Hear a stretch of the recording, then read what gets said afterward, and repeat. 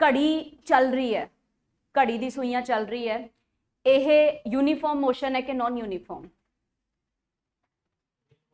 Uniform motion है, ठीक है। पृथ्वी सूर्य के इर्द गिर्द चक्कर लगा रही है, यूनीफॉर्म मोशन है कि नॉन यूनीफॉर्म? यूनीफॉर्म है, ठीक है जी। मैं बठिंडे तो चंडीगढ़ जाना हैगा अपनी गड्डी दे विच, मैं यूनीफॉर्म मोशन करके जाऊंगी कि नॉन यूनीफॉर्म? यूनीफॉर्म करके, नॉन यूनीफॉर्म। प्रैक्टिकली मैं नॉन यूनीफॉर्म मोशन कर रही हूँ, ठीक है जी। नहीं तो फिर मैं बैलगाड़ी तो ही ना जावा, आपकी गड्डी का तो लेके जावा जे मैं यूनीफॉर्म मोशन ही करना है तो, ठीक है। चलो नैक्सट क्वेश्चन पूछो। सवाल हैगा कि तुसी एक पेड़ तो ਜਿਹੜੇ ਹੈਗੇ ਹੈ फ्रूट तोड़ रहे हो, ठीक है जी। फ्रूट तोड़न लगे तुसी ब्रांचेस ਨੂੰ ਜਿਹੜਾ ਹੈਗਾ शेक ਕੀਤਾ, ਉਹਨਾਂ ਨੂੰ ਹਿਲਾਇਆ, ਉਹਦੇ ਕਰਕੇ ਕੀ ਹੋਇਆ? फ्रूट्स थल्ले डिग गए है ना। किस प्रिंसीपल ते आधारित है ये चीज? दसो ये किस प्रिंसीपल ते आधारित है? इनर्शिया ऑफ रेस्ट मोशन, आही की रेस्ट, इनर्शिया ऑफ रेस्ट दे उत्ते आधारित है, ठीक है जी। चलो नेक्स्ट सवाल। कोई बच्चा है एक 10 किलो दी आटे दी बोरी नू लैके जा रहा है, घड़ीस के लैके जा रहा है, ਉਹਦੇ ਵਿੱਚ न्यूटन का ਕਿਹੜਾ सिद्धांत लग रहा है? दसो। एक बच्चा है 10 किलो दी बोरी खिंच के लैके जा रहा है, न्यूटन का किहड़ा सिद्धांत लगा रहे हो? Force is equal to mass into acceleration, यानी कि न्यूटन का दूसरा सिद्धांत लग रहा है, ठीक है जी। सो इत्थों तक आपां कल दी कहानी विच डिस्कस कीता सीगा, अज आपां कंटिन्यू करन जा रहे हैं। कल आपां मोशन की डेफिनेशन, रेस्ट की हुंदा, यूनीफॉर्म नॉन यूनीफॉर्म चैक किया, एग्जाम्पल्स देखियां। हुण नैक्सट आपां जिहड़ा हैगा करन जा रहे हैं न्यूटन का तीसरा लॉ, ठीक है। दूसरे लॉ का एक आखिरी पॉइंट तुसीं देख सकते हो इस फोटो दे विच, तुहानूं सारा कुछ क्लीयर हो जाएगा। जिन्ना हल्का मास होगा उन्नी ही घट तुहानूं फोर्स लगानी पऊगी, जिन्ना भारी भरकम चीज़ होगी उन्नी ही तुहानूं फोर्स ज़्यादा लगानी पऊगी। सो इत्थे देख रहे हो एक बंदा है 40 किलो की जिहड़ी बॉल हैगी उन्होंने आराम नाल रोड़ के लैके जा रहा है, इन्हूं इन्नी कोई दिक्कत नहीं हो रही। लेकिन उत्थे ही 400 किलो की होवे तां इहदी जान आफत च आई हुई है धक्का मारदे नूं, ठीक है जी। सो इस तरीके दे नाल force is equal to mass into acceleration, ठीक है। सो इत्थों तक आपां डिस्कस कीता सी। अज आपां चलदे हां तीसरे लॉ दे उत्ते, ठीक है। तीसरा लॉ की कहंदा हैगा, देखो तीसरे लॉ दे विच की हुंदा है, for every action there is an equal and opposite reaction. समझ लैंदे इस चीज नूं, ठीक है। कोई भी एक्शन है उस एक्शन दा बिल्कुल इक्वल अते विपरीत दिशा दे विच रिएक्शन जरूर होएगा, ठीक है जी, ये जरूर होएगा, ठीक है। फॉर एग्जाम्पल इत्थे आ दीवार है, तुसी दीवार नूं धक्का मार रहे हो, ठीक है। मान लो जी तुसी 60 न्यूटन की फोर्स नाल धक्का मार रहे हो, तो बेटा दीवार भी तुहानूं 60 न्यूटन की फोर्स तुहाडे हत्थां ते लगाएगी जिस तो भी तुसी धक्का लगा रहे हो, ठीक है। बेशक ना तो दीवार खिसकेगी, आपां बेशक खिसक जाइए माड़ा जिहा पिछे, दीवार नहीं खिसकदी, ठीक है जी। सो बेशक दीवार नहीं खिसकेगी लेकिन फिर भी तुहाडे हत्थां दे उत्ते आ 60 न्यूटन की फोर्स उहने लगानी है। किसी भी ऑब्जेक्ट ते तुसी जिन्नी फोर्स लगाने हो उन्नी ही फोर्स ऑब्जेक्ट तुहाडे ते लगा रहा है, ठीक है। तो इस चीज नूं आपां की कहने आ, एक्शन दा equal and opposite reaction. So action reaction वाली फोर्स भी आप कह दें इन्हों न्यूटन के तीजे सिद्धांत नूं, ठीक है जी। तो हुण ये जिहड़ा 60 न्यूटन की फोर्स दीवार वालों तुहाडे ते लगी है ना, ਇਹਦਾ एहसास तुहानूं उदों होगा कि जदों तुसीं आ मतलब दीवार खिसकाण वाला काम बंद करोगे तो तुहाडे हत्थां 'च जिहड़ा हैगा दर्द होण लग जूगा, क्रैम्प्स पै जाणगे, जिन्हों कहने खल्लियां पै जाना, ये सारा कुछ तुहाडे नाल होगा। फिर पता लगूगा हाँ जी इक्वल एंड ऑपोजिट रिएक्शन होया है, ठीक है। सैकेंड एग्जाम्पल देख सकते हो, आपां खड़े हाँ धरती दे उत्ते, ठीक है जी। आपां अगर धरती दे उत्ते खड़े हैगे आ तो अगर मान लो जी बंदे दा वजन 60 किलो हैगा तो धरती माता ते 60 न्यूटन की फोर्स लगा रहा है, उन्नी ही धरती माता भी इस बंदे दे उत्ते 60 न्यूटन की फोर्स लगाएगी। हमेशा इक्वल एंड ऑपोजिट रिएक्शन होएगा, जिहदे करके सारा दिन खड़े खड़े आपां नूं देखा जाए तो आपां कोई काम नहीं किया, आपां किहड़ा पत्थर तोड़े है जिहड़ा आपां थकीए, लेकिन खड़े खड़े भी आपां इसलिए थक जाने क्योंकि रैगूलरली अपनी बॉडी ते भी उपर वाले पासे फोर्स लगी जाती है, जिहदे करके इक्वल एंड ऑपोजिट रिएक्शन करके आपां नूं थकान हुंदी है। ਤੁਸੀਂ ਜਿਮ ਕਰਦੇ ਹੋ, ਤੁਸੀਂ ਐਕਸਰਸਾਈਜ਼ ਕਰਦੇ ਹੋ, ਤੁਸੀਂ ਕੁਛ ਮਰਜ਼ੀ ਕਰਦੇ ਹੋ, ਜੋ ਵੀ ਚੀਜ਼ ਤੁਸੀਂ ਉਠਾਉਂਦੇ ਹੋ, weight ਵੂਟ ਗੇਨ ਕਰਦੇ ਹੋ, ਉਠਾਉਂਦੇ ਹੋ, ਉਸ ਚੀਜ਼ ਦਾ ਸਾਰੇ ਮਸ਼ੀਨਰੀ ਦਾ ਤੁਹਾਡੇ ਉੱਤੇ ਆਪੋਜ਼ਿਟ ਰਿਐਕਸ਼ਨ ਹੋਣਾ ਹੀ ਹੋਣਾ ਹੈ। ਠੀਕ ਹੈ ਜੀ। ਸੋ ਇਹਨਾਂ ਚੀਜ਼ਾਂ ਨਾਲ ਪਤਾ ਲੱਗਦਾ ਹੈ ਕਿ ਆਪਣੀ ਦੁਨੀਆ ਵਿੱਚ ਕੋਈ ਵੀ ਐਕਸ਼ਨ ਅਗਰ ਹੋਇਆ ਹੈ ਉਹਦਾ ਇਕੁਅਲ ਤੇ ਆਪੋਜ਼ਿਟ ਰਿਐਕਸ਼ਨ ਆਪਾਂ ਨੂੰ ਦੇਖਣ ਨੂੰ ਮਿਲੇਗਾ ਹੀ ਮਿਲੇਗਾ। ਠੀਕ ਹੈ ਜੀ। ਹੁਣ ਇਹੀ ਚੀਜ਼ਾਂ ਤੁਸੀਂ ਰੀਅਲ ਲਾਈਫ ਦੇ ਵਿੱਚ ਇੰਪਲੀਮੈਂਟ ਕਰਨੀ ਹੈ। ਠੀਕ ਹੈ। ਮੰਨ ਲਓ ਜੀ ਆਪਾਂ ਖੜੇ ਆ ਤੇ ਬੰਦੂਕ ਚਲਾਣੀ ਹੈ, ਗੋਲੀ ਚਲਾਣੀ ਹੈ। ਠੀਕ ਹੈ। ਇਸ 'ਚ ਸਭ ਤੋਂ ਬੇਸਿਕ ਐਗਜ਼ਾਮਪਲ ਰਿਕੋਇਲ ਵੈਲੋਸਿਟੀ ਦਾ ਕੁਐਸਚਨ ਜ਼ਰੂਰ ਆਉਂਦਾ ਪੇਪਰ ਦੇ ਵਿੱਚ, ਰਿਕੋਇਲ ਵੈਲੋਸਿਟੀ। ਠੀਕ ਹੈ। ਰਿਕੋਇਲ ਵੈਲੋਸਿਟੀ ਦੇ ਵਿੱਚ ਕੀ ਹੁੰਦਾ ਹੈਗਾ ਕਿ ਮੰਨ ਲਓ ਜੀ ਆਪਾਂ ਬੰਦੂਕ ਚਲਾ ਰਹੇ ਹਾਂ। ਠੀਕ ਹੈ। ਤਾਂ ਜਦੋਂ ਵੀ ਤੁਸੀਂ ਗਨ ਚਲਾਉਂਦੇ ਹੋ ਤਾਂ ਅਗਰ ਤੁਸੀਂ ਰਿਵਾਲਵਰ ਚਲਾ ਰਹੇ ਹੋ ਜਾਂ ਪਿਸਟਲ ਚਲਾ ਰਹੇ ਹੋ ਤਾਂ ਤੁਹਾਡੇ ਆ ਕਲਾਈ ਜਿਹੜੀ ਹੈ, ਗੁੱਟ ਜਿਹੜਾ ਹੈ, ਬਹੁਤ ਜ਼ਿਆਦਾ ਸਟਰੋਂਗ ਹੋਣਾ ਜ਼ਰੂਰੀ ਹੈ। ਠੀਕ ਹੈ। ਕੁਝ ਲੋਕਾਂ ਦੇ ਵੀਕ ਹੁੰਦਾ, ਇਸੇ ਲਈ ਲੋਕੀ ਬੈਂਡ ਬੰਨ ਲੈਂਦੇ ਆ। ਠੀਕ ਹੈ ਜੀ। ਦਸਤਾਨਾ ਜਾਂ ਪਾ ਲੈਂਦੇ, ਇੱਥੇ ਬੈਂਡ ਬੰਨ ਲੈਂਦੇ, ਜਿਸ ਨਾਲ ਐਕਸਟਰਾ ਸਪੋਰਟ ਮਿਲਦਾ ਹੈ। ਠੀਕ ਹੈ।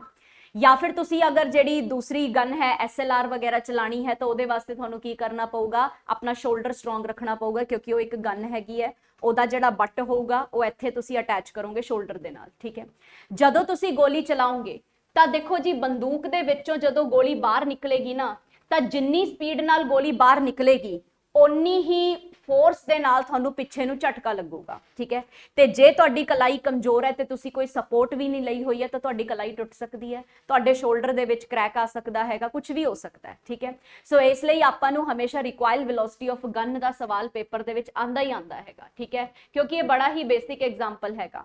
ਕੋਈ ਸ਼ੂਟ ਕਰਦੇ ਆ ਨਾ ਆਪਾਂ, ਉਹਦੇ ਚ ਆਪਾਂ ਨੂੰ ਸਭ ਤੋਂ ਪਹਿਲੀ ਬੇਸਿਕ ਜਿਹੜਾ ਝਟਕਾ ਪਿੱਛੇ ਨੂੰ ਮਹਿਸੂਸ ਹੁੰਦਾ ਹੈ ਉਹ ਹੈ। ਬੋਟਿੰਗ ਕੀਤੀ ਹੋਣੀ ਤੁਸੀਂ, ਇੱਥੇ ਆਪਣੇ 3-3 ਝੀਲਾਂ ਨੇ, ਕਿਹਨੇ ਨਹੀਂ ਕੀਤੀ ਹੋਣੀ। ਠੀਕ ਹੈ ਜੀ। ਜਦੋਂ ਤੁਸੀਂ ਬੋਟਿੰਗ ਵਗੈरह ਕਰਦੇ ਹੋ ਤਾਂ ਬੋਟ ਦੇ ਵਿੱਚ ਤੁਸੀਂ ਐਂਟਰ ਕਰਦੇ ਹੋ। ਠੀਕ ਹੈ। ਮਾੜੀ ਜੀ ਬੋਟ ਹਿੱਲ ਪੈਂਦੀ ਹੈ। ਠੀਕ ਹੈ ਜੀ।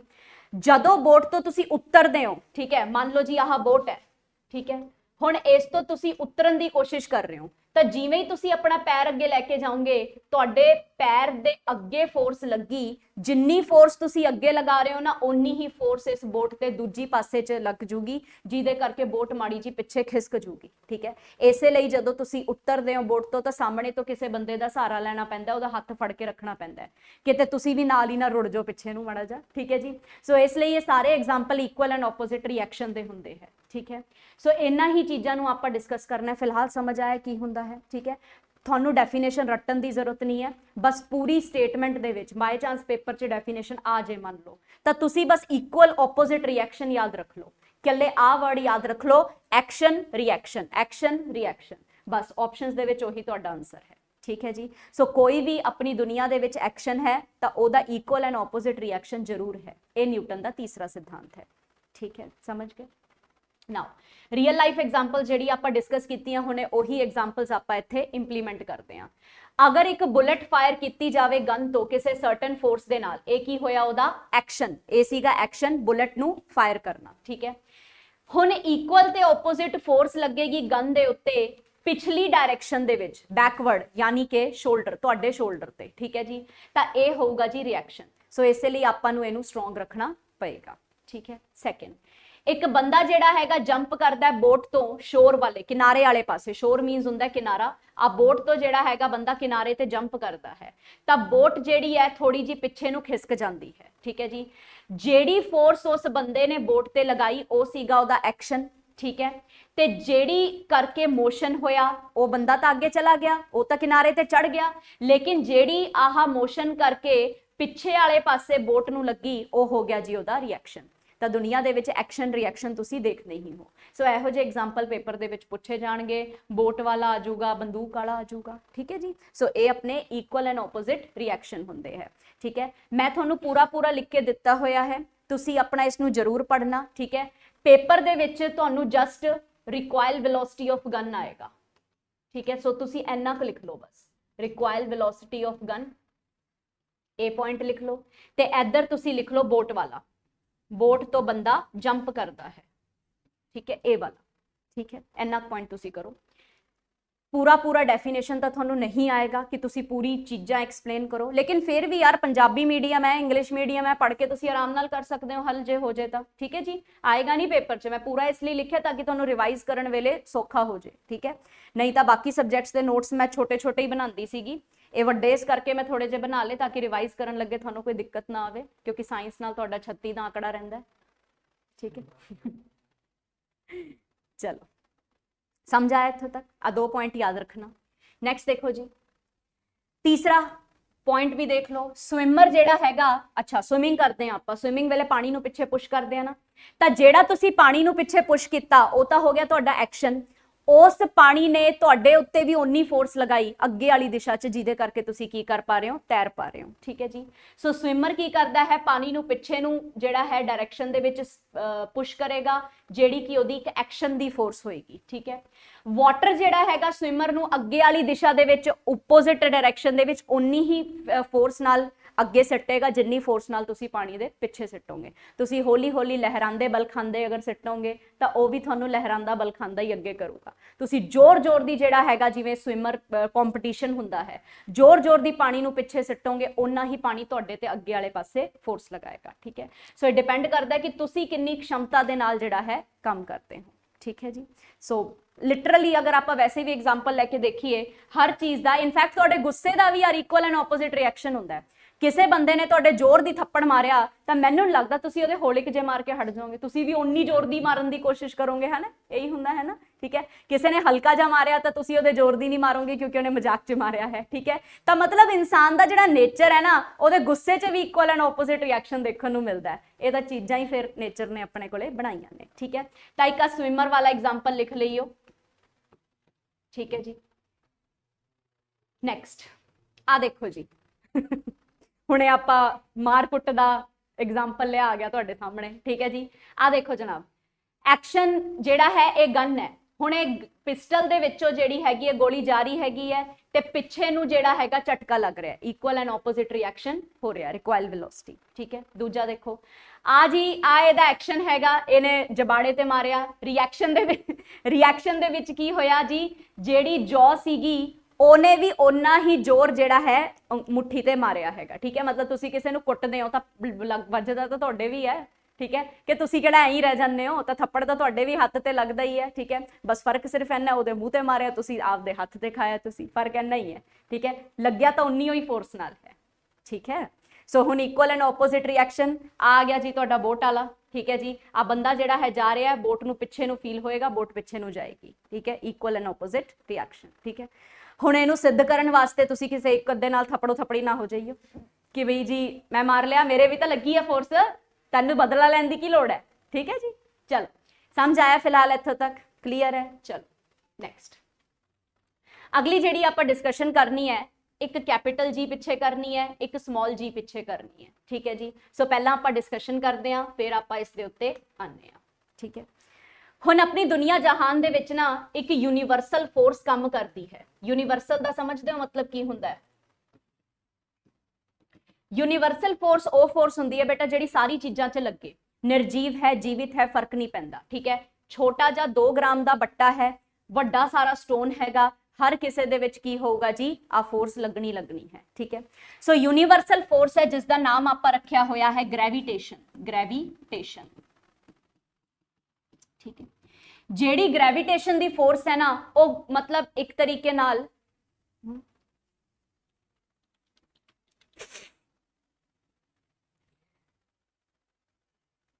अच्छा लखवीर लगता तुसी प्लेयर रहे हो इसलिए बहुत जोर दी वजदा होगा मुख। चलो सो बैक टू डिस्कशन। हाँ जी, यूनीवर्सल फोर्स जेड़ा है वो एक ग्रेविटेशन नूं आपां यूनीवर्सल फोर्स मान रहे हैं जेड़ा सारी चीज़ां ते लग रहा हैगा। ठीक है। इस फोर्स दे विच की हुंदा हैगा, कोई भी 2 ऑब्जेक्ट अपने सेंटर वल एक दूजे नूं अट्रैक्ट करते हैं। सो इनू अट्रैक्शन दी फोर्स भी आपां कह सकते हैं। जेड़ा ग्रेविटेशन है इहदा सिंबल तां एफ हुंदा है। ठीक है जी। फोर्स नूं आपां एफ नाल डिनोट करते हैं। ए वाली जेड़ी ग्रेविटेशन फोर्स है इहदा सिंबल भी एफ ही होगा, लेकिन इहदे विच ना एक जी होगा जो कि ग्रेविटेशनल कॉन्स्टेंट दा काम करेगा। ठीक है जी। हुणे तुहानूं इहदी वैल्यूज भी दस दिन्नी आ, लेकिन पहला कंसैप्ट समझो। ਆ ਜਿਹੜਾ ਆਪਣਾ ਸੈਂਟਰ ਹੈ ਤੇ ਆ ਵਾਲਾ ਸੈਂਟਰ ਹੈ, ਇਹ ਇੱਕ ਦੂਜੇ ਨੂੰ, ਇੱਕ ਦੂਜੇ ਦੇ ਪ੍ਰਤੀ ਜਿਹੜਾ ਹੈ ਅਟਰੈਕਟ ਕਰਦੇ ਹੀ ਕਰਦੇ ਹੈ।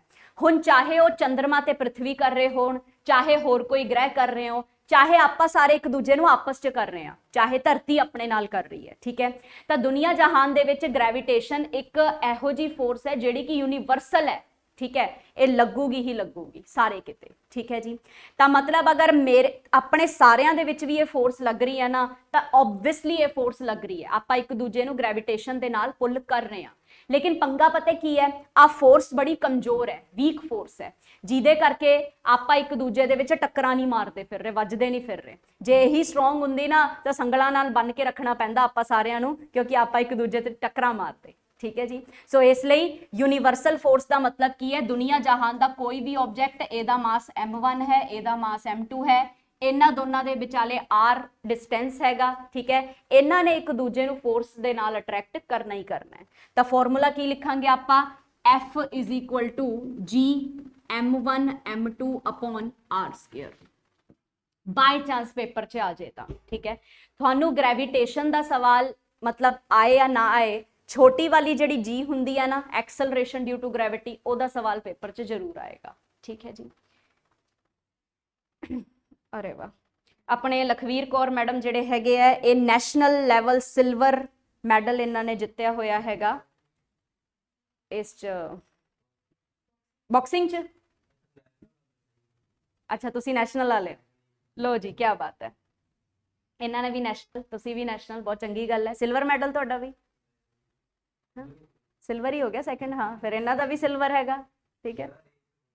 अच्छा अच्छा, चलो बहुत चंगी गल है जी, ਵਧਾਈਆਂ ਹੋਣ ਤੁਹਾਨੂੰ ਸਾਰਿਆਂ ਨੂੰ। ਤੇ ਹੁਣ ਤੁਹਾਡੇ ਪੇਪਰ ਵੀ ਵਧੀਆ ਕਲੀਅਰ ਹੋਣ। ਵੈਸੇ ਕੋਟਾ ਹੁੰਦਾ ਨਾ ਸਪੋਰਟਸ ਵਾਲਿਆਂ ਦਾ, ਹੈ ਨਾ ਜੀ। ਚਲੋ ਹਾਂਜੀ ਸੁਨੀਤਾ, ਗੁੱਡ ਆਫਟਰਨੂਨ, ਲੇਟ ਹੋ ਗਏ ਤੁਸੀਂ ਆਉਣ 'ਚ। ਚਲੋ ਕਲਾਸਾਂ ਲਗਾਈਏ ਫਿਰ ਆਪਾਂ। ਹਾਂਜੀ, ਸੋ ਆਪਾਂ ਡਿਸਕਸ ਕਰ ਰਹੇ ਸੀਗੇ ਕਿ ਯੂਨੀਵਰਸਲ ਫੋਰਸ ਹੈ ਆਪਣੀ ਗ੍ਰੈਵਿਟੇਸ਼ਨ। ਬਸ ਇੱਕ ਸਵਾਲ ਪਿੱਛੇ ਇਸ ਚੀਜ਼ ਨੂੰ ਯਾਦ ਰੱਖ ਲਓ, ਤੁਹਾਨੂੰ ਜ਼ਿਆਦਾਤਰ ਕੁਐਸਚਨ ਛੋਟੀ ਜੀ ਤੋਂ ਆਣਗੇ, ठीक है। छोटी जी ਨੂੰ ਆਪਾਂ ਕਰਦੇ ਹਾਂ ਡਿਸਕਸ। ਪਹਿਲਾਂ ਇਹਦੀ ਆਪਾਂ ਵੈਲਿਊਜ਼ ਵਗੈਰਾ ਦੇਖ ਲਓ, ਤੁਸੀਂ ਅਗਰ ਦੇਖਣਾ ਚਾਹੁੰਦੇ ਹੋ ਤਾਂ ਵੈਲਿਊ ਦੇਖ ਲਓ ਮਾੜਾ ਜਿਹਾ। ਹਾਂਜੀ, वैल्यू हैगी है जी दी 6.67 into 10 raise to power 10 minus 11 नहीं है, 10 raise to power minus 11 newton metre per KG square, newton metre square per KG square, ठीक है। सो बाय चांस एक नंबर का क्वेश्चन वैसे ही आ जाए कि जी की वैल्यू दसो जी, ओदे वास्ते है, ठीक है जी। सो जी की हैगी है, कैपिटल जी की हैगी है, ये ओ फोर्स हैगी है जिहड़ी हर किसे च लगूगी, ग्रेविटेशनल कॉन्स्टेंट की वैल्यू है, ठीक है। तुहाडे च लग रही है, मेरे च लग रही है, अपने सारियां च लग रही है, आ कुर्सियां च भी आपस च लगी जाती है, आ पखे एसी सारियां च लग रही है, ठीक है जी। लेकिन हुण गल आंदी है स्मॉल जी दी। स्मॉल जी की हुंदा है वो आपां डिस्कस करते हैं। कि ना वो लिख ली पहली लाइन, पहली लाइन लिख ली। आकाश तुसी गल्लां ना मारो, नहीं फिर मैं हुण सवाल पूछने शुरू कर देने, फिर सवाल पूछूंगी तुहानूं आंसर नहीं आना, ठीक है। चलो हाँ जी, सो फिलहाल आपां क्वेश्चन कर रहे सीगे, स्मॉल जी दे बारे डिस्कशन कर रहे सी, ठीक है जी।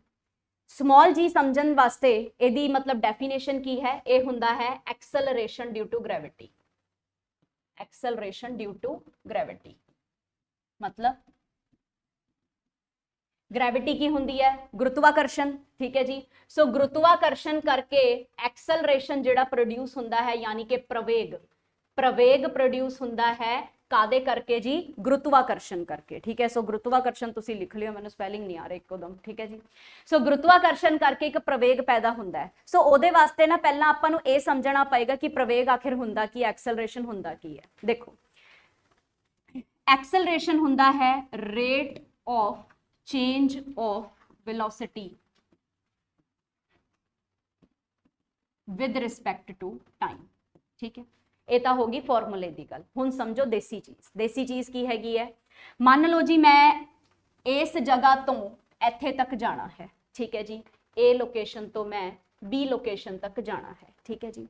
हुण इस लोकेशन ते जाण वास्ते मैं एक नॉन यूनीफॉर्म वेलोसिटी का सहारा लऊंगी, ठीक है जी। यानी कि नॉन यूनीफॉर्म की हो गया, की हुंदा नॉन यूनीफॉर्म मोशन, जिहदे विच समय दे हिसाब नाल आपां बराबर नहीं चल रहे हैं, अनइक्वल तरीके नाल चल रहे हैं। तो मान लो जी इत्थों तक तो बाला ट्रैफिक सीगा, तो मैं तो इत्थों तक गड्डी की स्पीड 20 तो उपर नहीं कर पाई, ਇੱਧਰ ਤੋਂ ਇੱਧਰ ਤੱਕ ਲੈ ਕੇ ਜਿਹੜਾ ਹੈਗਾ ਵਧੀਆ ਸਮੂਥ ਸੜਕ ਸੀਗੀ, ਮੈਂ 80 ਤੇ ਆਪਣੀ ਸਪੀਡ ਰੱਖੀ, ਇੱਥੇ 20 ਤੇ ਇੱਥੇ 80 ਤੇ, ਠੀਕ ਹੈ। ਫਿਰ ਜਿਹੜਾ ਹੈ ਅੱਗੇ ਜਾ ਕੇ ਰੋਡ ਖਰਾਬ ਸੀਗੀ ਜਿਹਦੇ ਕਰਕੇ ਮੈਂ 40 ਤੋਂ ਉੱਪਰ ਨਹੀਂ ਟਪਾ ਸਕੀ, ਠੀਕ ਹੈ ਜੀ। ਫਿਰ ਅੱਗੇ ਹਾਈਵੇ ਆ ਗਿਆ ਤਾਂ ਮੈਂ ਆਪਣੀ ਸਪੀਡ ਵਾਪਸ 80 ਤੇ ਕਰਤੀ, 80 ਦੇ 90 ਤੇ ਕਰਤੀ, 100 ਤੇ ਕਰਤੀ, ਠੀਕ ਹੈ। ਤਾਂ ਕਹਿਣ ਦਾ ਮਤਲਬ ਕੀ ਹੈ ਕਿ ਸਮੇਂ ਦੇ ਹਿਸਾਬ ਨਾਲ ਮੇਰੀ ਜਿਹੜੀ ਵੈਲੋਸਿਟੀ ਹੈ, ਮੇਰਾ ਜਿਹੜਾ ਵੇਗ ਹੈ ਉਹ ਬਦਲ ਰਿਹਾ ਹੈ, ਠੀਕ ਹੈ। ਜਦੋਂ ਸਮੇਂ ਦੇ ਹਿਸਾਬ ਨਾਲ ਵੇਗ ਬਦਲਦਾ ਹੈ ਨਾ ਤਾਂ ਉਹਨੂੰ ਆਪਾਂ ਕੀ ਕਹਿੰਦੇ ਹੈਗੇ ਆ, ਐਕਸਲਰੇਸ਼ਨ, ਠੀਕ ਹੈ ਜੀ, ਪ੍ਰਵੇਗ। ਹੁਣ ਵੈਲੋਸਿਟੀ ਕੀ ਹੁੰਦੀ ਹੈ, ਇਹ ਤਾਂ ਤੁਸੀਂ ਮੈਥਸ ਦੇ ਵਿੱਚ ਵੀ ਹੱਲ ਕਰਦੇ ਹੋਵੋਗੇ ਨਾ ਸਵਾਲ, ਸਪੀਡ ਡਿਸਟੈਂਸ ਟਾਈਮ ਕਰਦੇ ਸੀ ਨਾ। ਸਪੀਡ ਦਾ ਫਾਰਮੂਲਾ ਦੱਸੋ ਫਿਰ, ਕਿ ਤੁਹਾਡੇ ਕਾਂਸਟੇਬਲ ਚ ਆਂਦਾ ਨਹੀਂ ਚੈਪਟਰ ਇਹ, टाइम डिस्टेंस स्पीड का चैप्टर आता है ना कांस्टेबल च मैथ का। हाँ, तो स्पीड की फुल फॉर्म की होगी जी, डिस्टेंस अपॉन टाइम,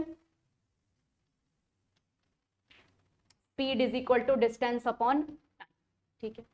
हुण डिस्टेंस मैं कैलकुलेट कर दी मीटर दे विच, टाइम मैं कैलकुलेट कर दी सैकेंड दे विच, तां मेरी स्पीड का फॉर्मूला की बन गया जी, मीटर पर सैकेंड। लेकिन स्पीड तो उदों होएगी ना जदों मैं यूनीफॉर्म मोशन कर रही हाँ, ठीक है।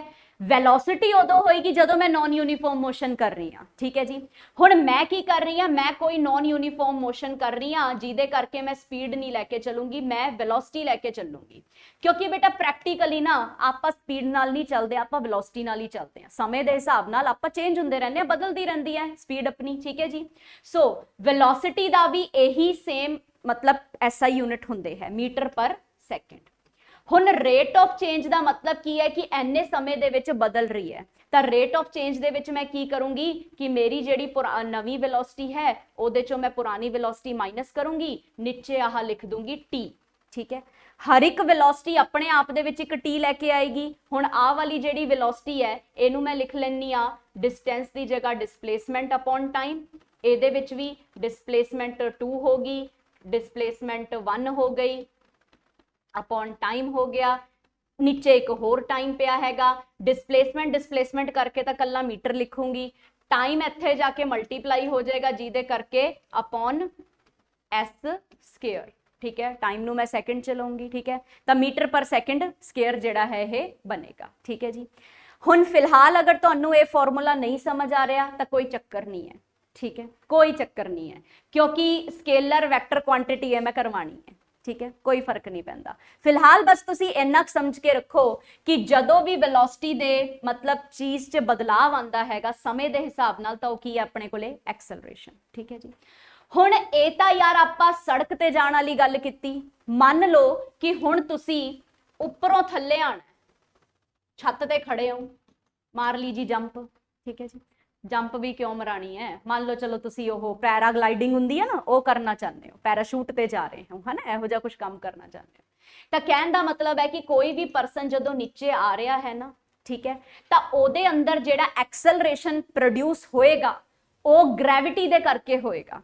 क्योंकि हुण जदों आपां सड़क ते जा रहे सी तां फ्रिक्शन तो इलावा कोई होर फोर्स आपां नूं महसूस नहीं हो रही सी, लेकिन एक चीज़ है जिहड़ी उपरों दी थल्ले आ रही है बल्लिया ओहदे ते तां लगनी ग्रैविटी है, तां ओह वाला एक्सेलरेशन जिहड़ा कि केवल ते केवल ग्रैविटी करके प्रोड्यूस हुंदा है ओहनूं आपां की कहने हैगे आ, एक्सेलरेशन ड्यू टू ग्रैविटी, ठीक है।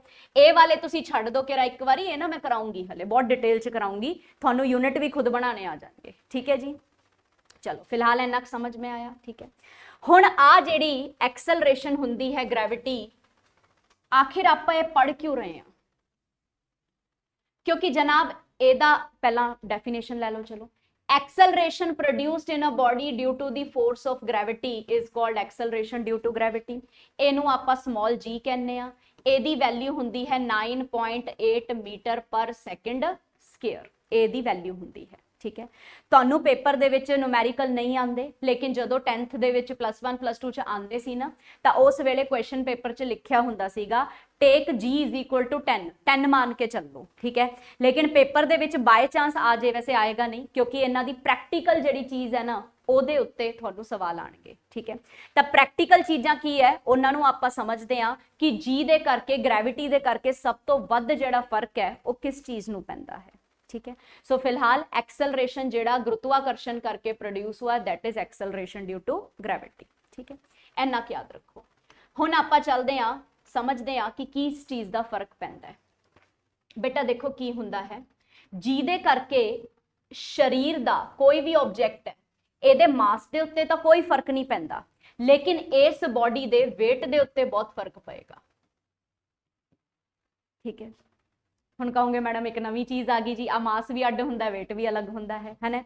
अगर तुसी ਇਹਨੂੰ पंजाबी अनुवाद करोगे तो ਇਹਦਾ मतलब वजन ही निकल के आएगा, चाहे मास का देख लो चाहे तुसी वेट का देख लो, लेकिन साइंस की टर्म्स ਦੇ ਵਿੱਚ दोने अलग अलग है।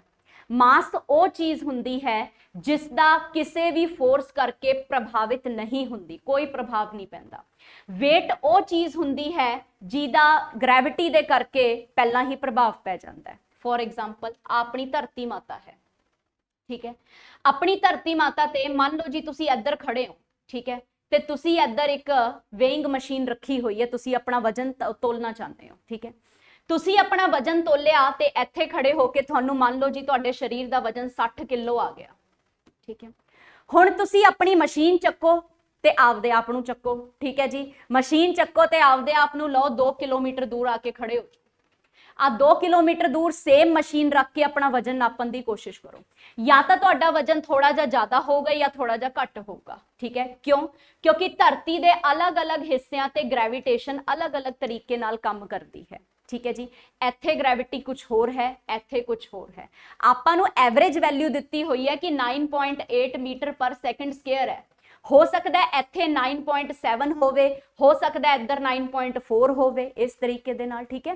तो स्टैंडर्ड आपां नू 9.8 दिता है, लेकिन धरती दे अलग अलग कोनियां ते ग्रेविटी दा इन्फ्लुएंस अलग अलग हुंदा है, जिहदे करके अपना वजन दे उत्ते फर्क पैंदा है। आही रीजन है जदों तुसी लिफ्ट दे विच जाने हो ਤਾਂ कदे कदे वेटलैसनैस महसूस होंदा है, आपां नूं लगदा है कि वजन है ही नहीं शरीर दे विच, ठीक है जी। ये सिर्फ ते सिर्फ ग्रेविटी करके हुंदा है। लिफ्ट वाले क्वेश्चन कराऊंगी सारे, लेकिन फिलहाल इन्ना समझ आया कि ग्रेविटी करके की चीज प्रभावित हो रही है, अपना वजन, ठीक है। हुण अपनी धरती माता दे इर्द गिर्द चंद्रमा चक्कर कटदा हैगा, चंदा मामा जी नूं आपां कहने आ, ठीक है जी। हुण अपने जिहड़े चंदा मामा है इन्हां दे विच भी ग्रेविटी है, लेकिन चंदा मामा की ग्रेविटी धरती की ग्रेविटी दे नालों 1/6 है, ठीक है। तो चंद्रमा की अगर ग्रेविटी तुहानू कोई पूछे तो तुसी सिंपल कह सकते हो कि अर्थ की ग्रेविटी का 1/6, ठीक है। ते हुण अगर मैं तुहानू हल करन नू कहां तो तुसी 2 मिनट च करोगे, क्यों? क्योंकि ग्रेविटी अर्थ की कितनी है तो तुहानू पता ही है, बस उन्होंने 1/6 ही करना है, मतलब उन्होंने 6 नाल बटे करना है, ठीक है जी। तो 9.8 नू अगर 6 नाल मैं बटा करा तो की आंसर बनूगा, दसो। मैथ तुहाडा ज्यादा वधिया मेरे नालों, जल्दी जल्दी लै, लिखनी पै रही है गल कैलकुलेट करन पिछे। हाँ जी,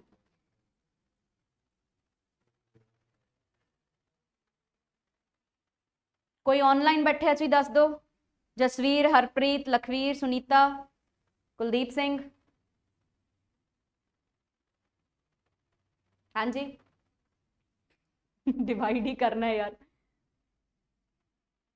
6 एकम 6 कटिए नो, 6 एकम 6 किन्ना बचा, 3 है ना, किन्ना हो गया 38 हो गया, ते पॉइंट तो विच है तो लगावांगे ना, हाँ 6 कम 36 है ना, 6 कम 36 हो गया। पिछे किन्ना बचूगा, 2 बच जूगा, है ना। ते 18 वाला भी आप कर सकते हैं, है ना। चलो आप 1.6 तक अपनी वैल्यू लिख लेने हैं, ठीक है। इन्ना तो शायद अपना मैथ वधिया हैगा, ठीक है। चलो एनी हाउ 1.6 होगी। हुण मतलब जिन्ना वजन मेरा धरती ते है ओना वजन चंद्रमा ते महसूस नहीं होएगा, चंद्रमा ते 1/6 ही रह जाएगा, ठीक है। तो मान लो जी धरती ते मेरा वजन 60 किलो है, ठीक है। ते अगर मैं चंद्रमा ते यानी कि मून ते अपना वजन कैलकुलेट कर दिया तो जिन्ना भी मेरा वजन है ओदा 1/6 कर दो, क्यों? क्योंकि गुरुत्वाकर्षण 1/6 है, गुरुत्वाकर्षण करके इफेक्ट आ जाएगा, ठीक है जी। सो 60 नू 1/6 अगर मैं कर दी तो कितना रह गया जी, बस 10 बस, ठीक है। तो मतलब ओवरवेट नहीं आप गलत प्लैनेट ते बैठे हाँ, ठीक है। चलो सारे चंद्रमा ते जिन्होंने लगता है कि उन्होंने वजन ज्यादा है, ठीक है। आइए जी आइए, ठीक है, आइए जी, नमस्ते, ठीक है। समझ गए हो, समझ आया किस तरीके दे नाल काम हुंदा है, ठीक है जी। सो इस तरीके दे नाल आपां जिहड़ा है ग्रैविटी दे करके अपनी वजन दे उत्ते फर्क पैंदा है। आ बेसिक सवाल है पेपर च आने वाले, ग्रैविटी दे करके कादे ते इफेक्ट पैंदा है, वजन ते। जी दी वैल्यू कितनी है, बोलो, मेरा पेपर नहीं है, बोलो। जी दी वैल्यू 9.8 मीटर पर सेकंड स्क्वायर हैगी है, ठीक है जी। चंद्रमा दी ग्रैविटी धरती दी ग्रैविटी नालों कितनी घट है, 1/6, 1/6। आ 3 सवाल, ठीक है, बस इन्ने याद रखने हैं, किसी ने थानू न्यूमेरिकल नहीं करवाना, ठीक है। अगला पॉइंट, हुण धरती दे उत्ते अलग अलग तरीके नाल ग्रैविटी काम करदी है ना, ओही पॉइंट्स हुण आपां बस देखने हैगे है, तां किवें किवें इफेक्ट हुंदा है, लैट्स डिस्कस। आ लो जी, वेरीएशन ऑफ जी आपां कर रहे हैं, डायग्राम नाल दी नाल बनाई चलूंगी। आ सारे पॉइंट पेपर लई इंपॉर्टेंट है, एक भी नहीं छड्ड के जाना, समझ गए। देखो, वैल्यू जी दी डिक्रीज करेगी हाइट या फिर डेप्थ दे नाल फ्रॉम दी सरफेस। आ लो जी, आ अपनी धरती माता है, धरती माता दी डेप्थ की होगी जी, आहा, ठीक है। जिवें जिवें आपां थल्ले नूं जावांगे या फिर जिन्ना जिन्ना आपां हाइट ते जावांगे, उपर जावांगे, ठीक है, जी दी वैल्यू की होएगी, घटेगी, ठीक है। अगर तुसी धरती दी गहराई च जाओगे तां भी जी दी वैल्यू घटेगी, जे धरती तो उपर आसमान च जाने की कोशिश करोगे तां भी जी दी वैल्यू की होएगी जी, घटेगी, की होएगी, घटेगी, ठीक है जी। एक समा इहो जिहा आऊगा कि तुसी ब्रह्मांड दीयां लेयर्स नूं तोड़ के बाहर चले जाओगे, ਉਹ ਸਮਾਂ ਹੋਊਗਾ ਜਦੋਂ ਤੁਹਾਨੂੰ ਧਰਤੀ ਤੇ ਕੋਈ ਵਾਪਸ ਨਹੀਂ ਲਿਆ ਸਕਦਾ, ਠੀਕ ਹੈ ਜੀ। ਕਿਉਂ? ਕਿਉਂਕਿ ਗੁਰੂਤਵਾਕਰਸ਼ਣ ਹੁੰਦੀ ਤਾਂ ਖਿੱਚ ਕੇ ਲੈ ਆਂਦੀ, ਬ੍ਰਹਮਾਂਡ ਦੀ ਲੇਅਰ ਪਾੜ ਕੇ ਤੁਸੀਂ ਬਾਹਰ ਭੱਜ ਚੁੱਕੇ ਹੋ, ਯੂਨੀਵਰਸ 'ਚ ਪਹੁੰਚ ਚੁੱਕੇ ਹੋ, ਤਾਂ ਯੂਨੀਵਰਸ 'ਚ ਤਾਂ ਗ੍ਰੈਵਿਟੀ ਕੰਮ ਹੀ ਨਹੀਂ ਕਰਦੀ, ਠੀਕ ਹੈ। ਜਦੋਂ ਯੂਨੀਵਰਸ 'ਚ ਗ੍ਰੈਵਿਟੀ ਨਹੀਂ ਕੰਮ ਕਰੂਗੀ ਤਾਂ ਤੁਸੀਂ ਧਰਤੀ ਤੇ ਕਿਵੇਂ ਵਾਪਸ ਆਓਗੇ, ਹਨਾ। ਸੋ ਮੰਨ ਲਓ ਤੁਹਾਨੂੰ ਚੰਦ ਤੇ ਲੈ ਕੇ ਜਾਇਆ ਜਾਵੇ, ਠੀਕ ਹੈ, ਤੇ ਉੱਥੋਂ ਤੁਹਾਨੂੰ ਮਾਰ ਦਿੱਤਾ ਜਾਵੇ ਧੱਕਾ, ठीक है। हुण दसो तुसी धरती ते आके डिगोगे कि चंद ते ही वापस डिगोगे या किसी होर ग्रह ते डिगोगे? तुसी उधर ही घूमते रहोगे। रीजन, क्योंकि चंद तो तुहानू धक्का मारता, धरती की गुरुत्वाकर्षण तो तुसी पहला ही बहुत बाहर हो चुके हो, ना तो तुसी चंद ते वापस जाण जोगे, ना तुसी धरती ते आके डिगोगे, तुसी उत्थे ही घुकी चलोगे, ठीक है जी। सो इसलिए गुरुत्वाकर्षण जिन्ना उपर जाओगे उन्नी घटती जाएगी, चंद्रमा तक पहुंच जाओगे तो उस टाइम तक तुहाडे वास्ते कोई गुरुत्वाकर्षण नहीं। चंद्रमा ते चढ़ जाओगे थोड़ी बहुत गुरुत्वाकर्षण मिलेगी, क्योंकि 1/6 हुंदा है धरती का, ठीक है।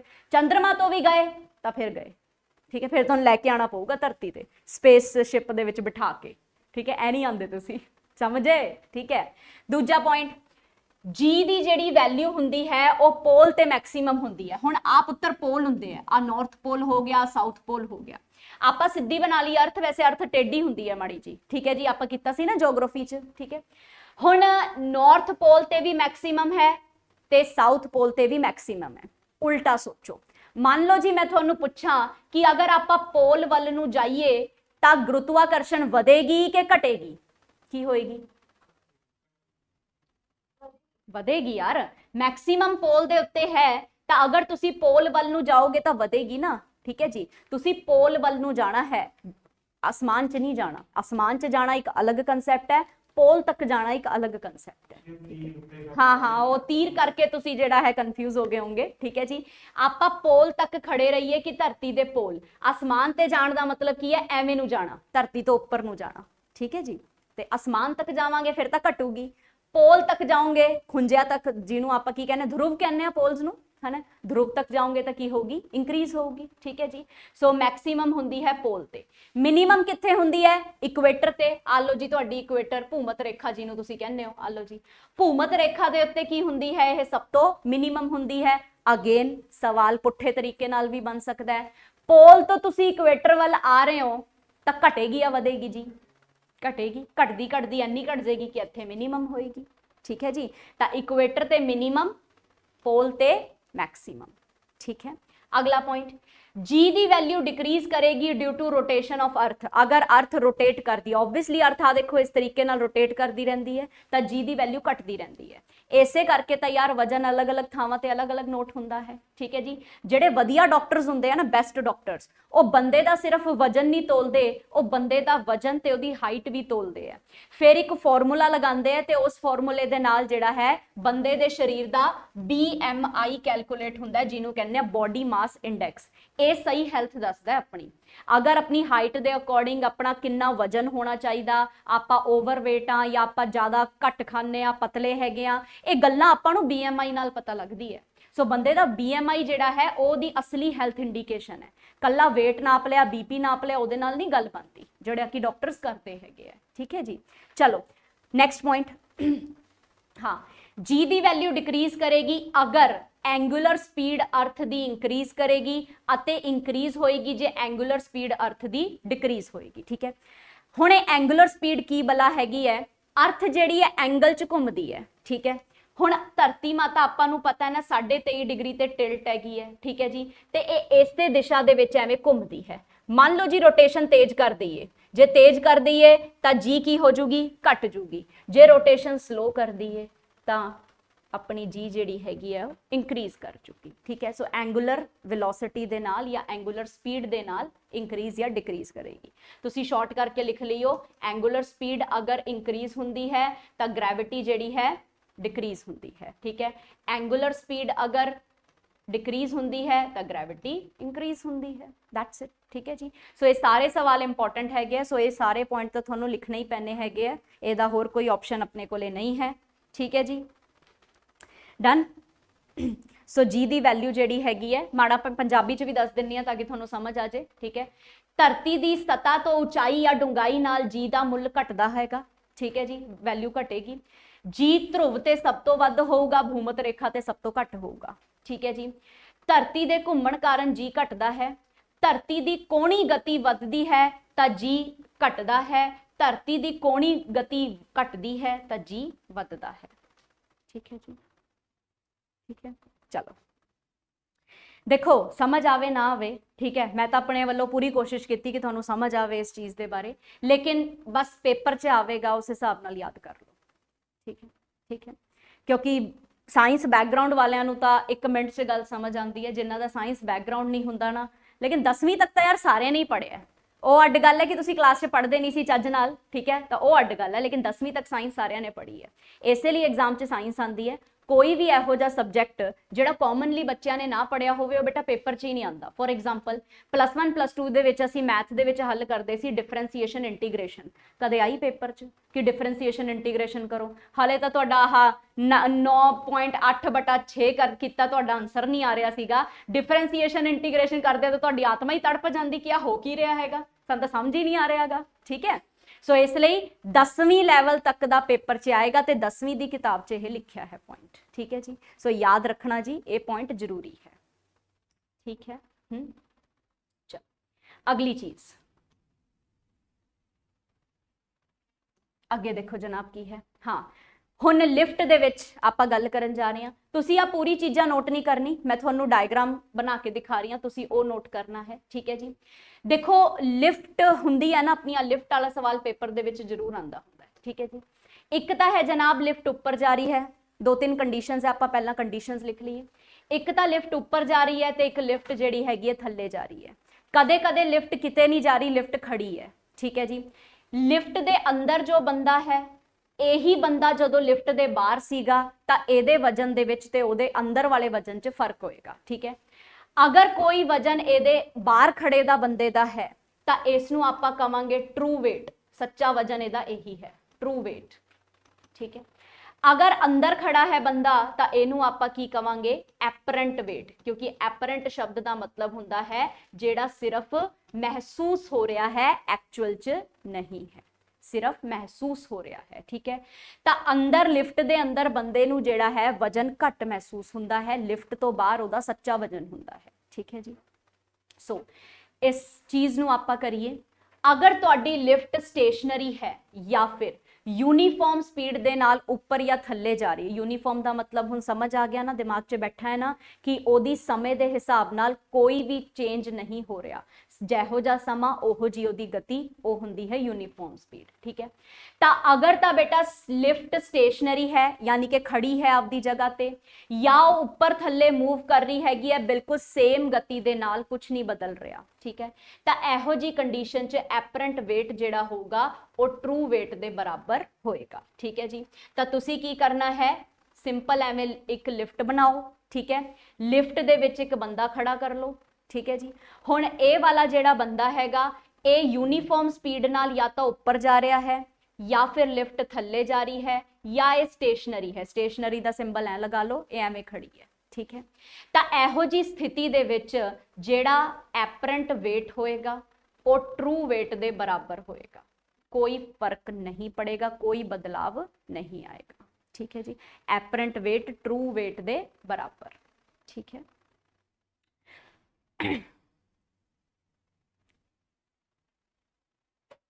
तुसी डायग्राम बना लो तो ज़्यादा बेटर है, वो लिखोगे तो हो सकता है अगे तुसी उलझो, कंफ्यूज हो। डायग्राम बनाते चलो नाल नाल। ठीक है जी, दूसरा पॉइंट, अगर लिफ्ट ऊपर जा रही है ਕਿਸੇ ਐਕਸਲਰੇਸ਼ਨ ਦੇ ਨਾਲ, ਹੁਣ ਐਕਸਲਰੇਸ਼ਨ ਦਾ ਮਤਲਬ ਕੀ ਆ ਗਿਆ, ਗਤੀ ਬਦਲੇਗੀ ਸਮੇਂ ਦੇ ਹਿਸਾਬ ਨਾਲ, ਕਿਉਂਕਿ ਨॉन यूनिफॉर्म मोशन आएगा, नॉन यूनिफॉर्म मोशन आएगा। ठीक है जी, ਤਾਂ मतलब अगर लिफ्ट ऊपर जा रही है ਕਿਸੇ ਐਕਸਲਰੇਸ਼ਨ ਦੇ ਨਾਲ ਤਾਂ ਐਪਰੈਂਟ weight ਬੋਡੀ ਦਾ ਜਿਹੜਾ ਹੋਊਗਾ ਉਹ ਟਰੂ weight ਨਾਲ ਜ਼ਿਆਦਾ ਹੋਏਗਾ। ठीक है जी, ਤਾਂ ਹੁਣ ਕੀ ਹੈ ਜੀ, ਲਿਫਟ ਆਪਣੀ ਉੱਪਰ ਜਾ ਰਹੀ ਹੈ ਤੇ ਕੋਈ ਨਾ ਕੋਈ ਐਕਸਲਰੇਸ਼ਨ ਇਹਦੇ 'ਚ ਲੱਗ ਰਹੀ ਹੈ। ਠੀਕ ਹੈ, ਸੋ ਜਿਹੜਾ ਬੰਦਾ ਇਹਦੇ ਅੰਦਰ ਖੜਾ ਹੈ ਉਹਦਾ ਜਿਹੜਾ ਐਕਚੁਅਲ ਵਜਨ ਹੈ ਨਾ, ਉਹਦੇ ਨਾਲੋਂ ਉਹਨੂੰ ਜਿਹੜਾ ਭਾਰ ਜ਼ਿਆਦਾ ਮਹਿਸੂਸ ਹੋਏਗਾ। ਠੀਕ ਹੈ ਜੀ, ਸੋ ਜਿਹੜਾ ਐਪਰੈਂਟ weight ਹੈ ਉਹ ਜ਼ਿਆਦਾ ਹੋਏਗਾ ਟਰੂ weight ਨਾਲੋਂ। ਇਹ ਕੰਡੀਸ਼ਨ ਜਦੋਂ ਉਹ ਐਕਸਲਰੇਸ਼ਨ ਦੇ ਨਾਲ ਉੱਪਰ ਜਾ ਰਿਹਾ ਹੈ। ਠੀਕ ਹੈ, ਅਗਰ ਉਹ ਨੀਚੇ ਆ ਰਿਹਾ ਹੈ, ਠੀਕ ਹੈ, ਐਕਸਲਰੇਸ਼ਨ ਦੇ ਨਾਲ, ਤਾਂ ਰਿਵਰਸ ਕੇਸ ਟਰੂ weight ਜਿਹੜਾ ਹੋਊਗਾ ਉਹ ਵੱਡਾ ਹੋ ਜਾਊਗਾ ਐਪਰੈਂਟ weight ਨਾਲ। ਠੀਕ ਹੈ, समझ गए, इत्थों तक समझ आई गल।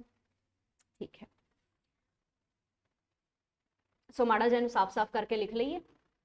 लो, सो अपना पॉइंट सीगा आ लिफ्ट हैगी है। ठीक है, लिफ्ट या तो ऊपर जा रही है, यूनिफॉर्म स्पीड है। ठीक है, या फिर नीचे आ रही है यूनिफॉर्म स्पीड दे नाल, या फिर स्टेशनरी खड़ी है, किते नहीं आ रही किते नहीं जा रही। ਤਾਂ ਇਹੋ ਜੀ ਕੰਡੀਸ਼ਨ ਦੇ ਵਿੱਚ ਕੀ ਹੋਊਗਾ, ਬੰਦੇ ਦਾ ਜਿਹੜਾ ਐਪਰੈਂਟ weight ਹੈ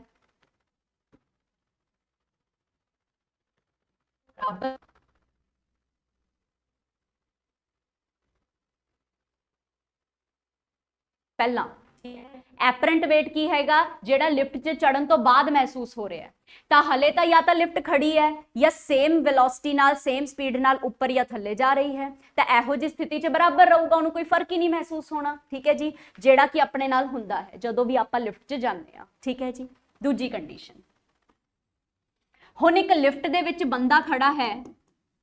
ਠੀਕ ਹੈ, ਆ ਬੰਦਾ ਉੱਪਰ ਜਾ ਰਿਹਾ ਹੈ, ਐਕਸਲਰੇਸ਼ਨ ਇਹਦੇ ਅੰਦਰ ਕੋਈ ਨਾ ਕੋਈ ਹੈਗੀ ਹੈ। एक्सेलरेशन मतलब नॉन यूनिफॉर्म मोशन हो गया। ठीक है, क्योंकि चेंज हो रहा है ना बारी बारी। ठीक है, या जदों एहो जी कंडीशन हो रही है तो जेड़ा एदा ट्रू weight होएगा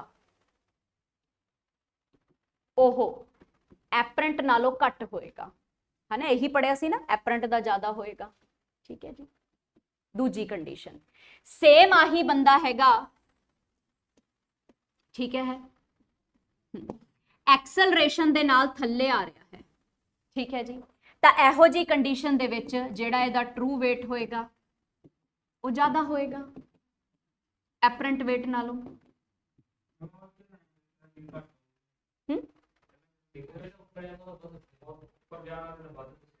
एपरेंट वेट, हाँ ट्रू वेट, एक मिनट, अच्छा इसको इतना नोट कर लो एक बारी। ठीक है, अभी देख लेते हैं। हाँ, अगर लिफ्ट ऊपर जा रही है तो एपरेंट वेट ज्यादा होएगा ट्रू वेट नाल, यही तो लिखे है, आई तो गल लिखी है, आई लिखिया सी। हाँ हाँ आ जाओ, बस मैं की किता, मैं ट्रू शब्द अगे लिख लिया, एपरेंट पिछे लिख लिया ते साइन चेंज करता, गल तो वही लिखी सी, साइन चेंज किया सीगा बस। ठीक है जी, फिलहाल इत्थों तक तिन्ने पॉइंट समझ आ गए। हुण सुनो आखिरी पॉइंट, जेड़ा कि लास्ट पॉइंट हैगा अपना। ठीक है, अगर मान लो कॉर्ड मतलब जी लिफ्ट की तार है बाय चांस टुट जाए, ठीक है, तो यहो जी सिचुएशन च सीधी गिरूगी थले आके लिफ्ट, ठीक है, फॉल फ्रीली। इस सिचुएशन दे विच बंदे दा जेड़ा वेट है ना वो बिल्कुल जीरो हो जाऊगा। इस सिचुएशन नूं आपां कहने आ वेटलैसनेस। ठीक है जी, मतलब अगर मान लो जी आ जिहड़ी लिफ्ट है ਇਹਦੀ ਜਿਹੜੀ ਤਾਰ ਹੈਗੀ ਹੈ ਟੁੱਟ ਜਾਂਦੀ ਹੈ ਤਾਂ ਬੰਦਾ ਤੇ ਲਿਫਟ ਇਕੱਠੀ ਥੱਲੇ ਆ ਕੇ ਡਿੱਗਣਗੀਆਂ। ਇਹੋ ਜੀ ਕੰਡੀਸ਼ਨ ਦੇ ਵਿੱਚ ਬੰਦੇ ਦਾ ਜਿਹੜਾ weight ਹੈ ਨਾ ਉਹ ਕੀ ਹੋ ਜਾਂਦਾ ਹੈ ਜੀ, जीरो, बिल्कुल जीरो। ठीक है जी, अगर नीचे जा रही है, ठीक है, नीचे जा रही है वे कदे भी एक सिचुएशन वैसे कदे हुंदी नहीं, इमेजिनरी सिचुएशन है, बाय चांस कदे हो जाए तो लिफ्ट थल्ले जा रही है एक्सेलरेशन दे नाल। हुण आपां नूं पता नीचे वाले पासे जी भी लगती है, ग्रेविटेशन तो लगेगी, वो तो यूनीवर्सल फोर्स है, उन्होंने तो आपां कुछ नहीं कह सकते। सो ग्रेविटेशन भी लग रही हैगी है। अगर मान लो लिखा होया है कि एक्सेलरेशन लिफ्ट दी ग्रेविटी नालों अगर वध हो जाए, ठीक है जी, यानी कि ए दी वैल्यू जी दे नालों वध हो जाए, इहो जिहा कुछ हो जाए, तो आ वाला जिहड़ा बंदा है ना बेटा ये इत्थे नहीं रहूगा जी, तां पहुंच जूगा। सीरीयसली एवें हुंदा है। ठीक है जी, सो इसलिए ये तुसीं कदे महसूस नहीं किया होना, कदे देखा नहीं होना, क्योंकि आपां लिफ्ट दा जिहड़ा स्पीड है एक्सेलरेशन है उन्होंने डिजाइन ही इस तरीके नाल करते हैं यार। 9.8 मीटर पर सेकंड बहुत ज्यादा है, एक सैकंड दे विच तुसीं 9.8 मीटर सफर तय करना है। ठीक है जी, तो इन्ना ज्यादा एक्सेलरेशन आपां लिफ्ट दा रखते ही नहीं आ, क्योंकि जे आपां इन्ना ज्यादा लिफ्ट दा एक्सेलरेशन रखता तो बंदा बंदा थल्ले थोड़ा रहूगा, तो लिफ्ट दे उत्ते चढ़ जूगा, चढ़ के जाऊगा ਉਹਦੇ ਨਾਲ ही लग जूगा जाके। ठीक है जी, ਇਹਦਾ सिर लिफ्ट ਨੂੰ लग जूगा। सो ये सिचुएशन एक इमेजिनरी सिचुएशन है, साइंटिस्ट ने मतलब दिखाया है कि ये हो सकता है, लेकिन आपां ਜਿਹੜੀਆਂ लिफ्ट ਦੇ ਵਿੱਚ ट्रैवल करते हैं ਇਹੋ ਜਿਹਾ सिचुएशन ही है नहीं यार। ठीक है जी, सो एक इमेजिनरी सिचुएशन है लेकिन सच्चाई है, ये ਹੁੰਦਾ है। ठीक है, सो 4 कंडीशंस एक बार होर लिख ਲੈਣੇ ਆਪਾਂ ताकि ਤੁਹਾਨੂੰ दोबारा हुण लिख लियो ध्यान नाल, किते भी कोई डाउट होवे तां। एक लिफ्ट है जिहड़ी कि या तो ऊपर जा रही है या थल्ले जा रही है यूनीफॉर्म स्पीड नाल, या फिर स्टेशनरी खड़ी है। तो इहो जी कंडीशन दे विच की हुंदा है, ट्रू वेट बराबर एपरेंट वेट। ठीक है, चलो हुण दूसरी सिचुएशन आपां नूं आकाश दसणगे। ठीक है जी आकाश, अगर कोई भी लिफ्ट ऊपर जा रही है एक्सेलरेशन दे नाल तां ट्रू वेट वड्डा होगा कि एपरेंट वेट वड्डा होगा? ऊपर जा रही है तां मैं क्या सी ना सवाल पूछूंगी तो थानू जवाब नहीं आना। बिल्कुल एपरेंट वेट वड्डा होगा, यानी कि ट्रू वेट जिहड़ा हैगा छोटा होगा। ठीक है जी, सेम सिचुएशन लेकिन नीचे आ रही है किसी एक्सेलरेशन दे नाल, इस कंडीशन च ट्रू वेट वड्डा होगा कि एपरेंट? ट्रू वड्डा होगा। ठीक है, उल्टा ਇਹਦੇ उल्टा ही हो जाऊगा, बिल्कुल ट्रू वड्डा होगा एपरेंट दे नाल। ठीक है जी, एक होर कंडीशन, अगर लिफ्ट दी तार टुट जे ਤਾਂ ਇਹ ਬੰਦਾ ਜਿਹੜਾ ਹੈਗਾ फ्री फॉल ਹੁੰਦਾ है। ठीक है, ਇਹ ਥੱਲੇ ਡਿੱਗੂਗਾ ਸਿੱਧਾ ਆ ਕੇ। ਇਹੋ ਜੀ ਕੰਡੀਸ਼ਨ ਦੇ ਵਿੱਚ ਬੰਦੇ ਦਾ ਜਿਹੜਾ ਐਪਰੈਂਟ weight ਹੈ ਉਹ ਕੀ ਹੋ ਜਾਊਗਾ ਜੀ, जीरो, ਉਹਨੂੰ महसूस ही नहीं होना। इस सिचुएशन ਨੂੰ ਕਿਹਾ ਜਾਂਦਾ है वेटलैसनेस, वेटलैसनेस। ठीक है, राइट। आखिरी कंडीशन जिहड़ी आपां पढ़ी सी, मान लो जी अपनी लिफ्ट थल्ले आ रही है एक्सेलरेशन दे नाल ते थल्ले वाले पासे जी भी लग रही है। ठीक है, अगर ए दी वैल्यू जी दे मतलब वड्डी हो जाती है तो इहो जी कंडीशन च आ वाला जिहड़ा बंदा इत्थे खड़ा सीगा ये ऊपर जाके तां लग जूगा। ठीक है जी, this is the condition, right. So ये 4-5 कंडीशन है लिफ्ट दियां जिहड़ी पेपर च आंदियां ने। ठीक है, सो तुसी डायग्राम बनाओ, पीपीटी तो थानू मिल ही जानी है, रिवाइज कर लियो, ये डायग्राम तो थानू हेल्प मिलूगी फटाफट रिवाइज करन च। ठीक है, ये 4-5 कंडीशंस तुसी लिख लो।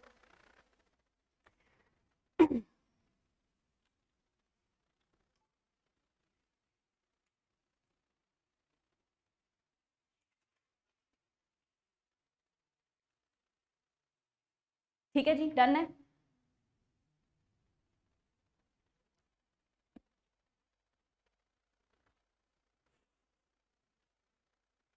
चले आगे। फाइन, सो ये चीज़ां आपां डिस्कस कीतियां। चलते हैं अगले टॉपिक ते, एटमोसफेरिक प्रैशर। ठीक है, हुण जी अपना जिहड़ा एटमोसफीयर है, लो जी एटमोसफेयर की है, माड़ा जिहा इन्हां नूं समझ लैणे हैगे आ। अपनी धरती है, अर्थ, ठीक है, धरती माता। धरती माता दे उत्ते ना परत जी चढ़ी हुई है गैसेस दी, एयर दी, डस्ट पार्टिकल दी। आ जिहड़ी आ परत ने ना, ये वायुमंडल दी परत हैगी है। ठीक है जी, सो ये जिहड़ी वायुमंडल दी परत है, इहनूं आपां की कहने, एटमोसफेयर या फिर वायुमंडल। ठीक है जी, अगर तुसी पटवारी दा क्वेश्चन पेपर देखिया होवे तां सवाल आया सीगा कि वायुमंडल दे विच सब तो वध किहड़ी गैस है?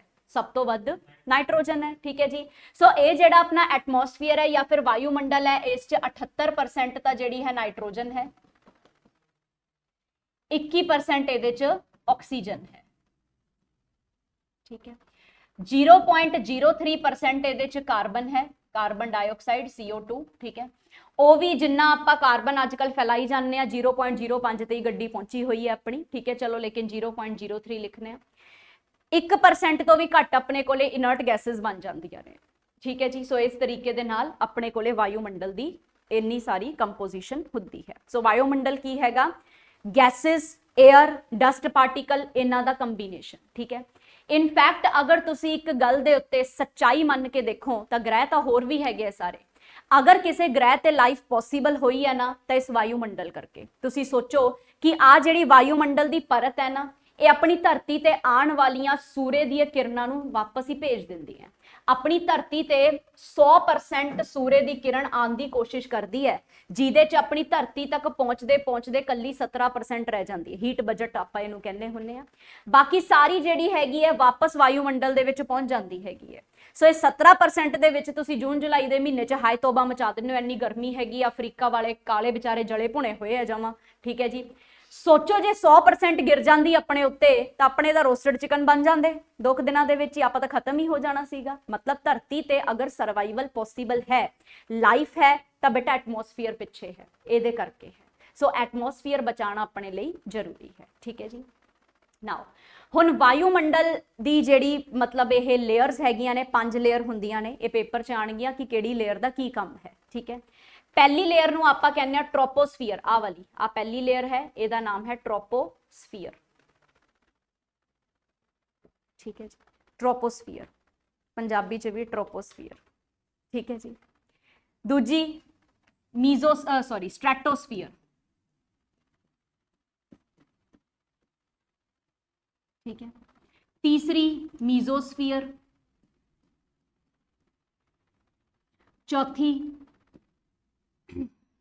आइनोस्फीयर, पांचवी अपने कोले एग्जोस्फीयर।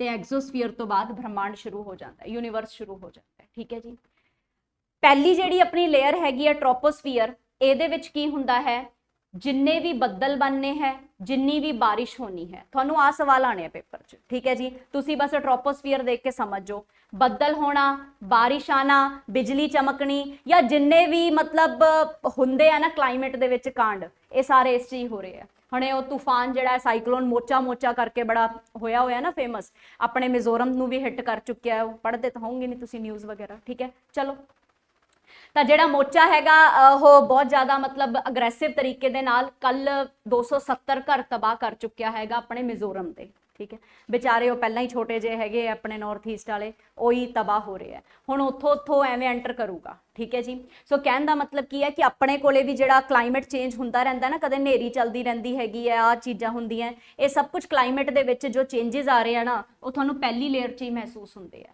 ठीक है, तो पहली लेयर दे विच क्लाइमेट कंडीशंस जिहड़ियां ने वो तुहानू देखण नू मिलदियां ने। तुहानू पेपर च सीधे सवाल आउणगे, बदल आ रहे हैं जी, नेरी आ रही है जी, तूफान आ रहा है जी, ये किहड़ी लेयर दे विच हुंदा है?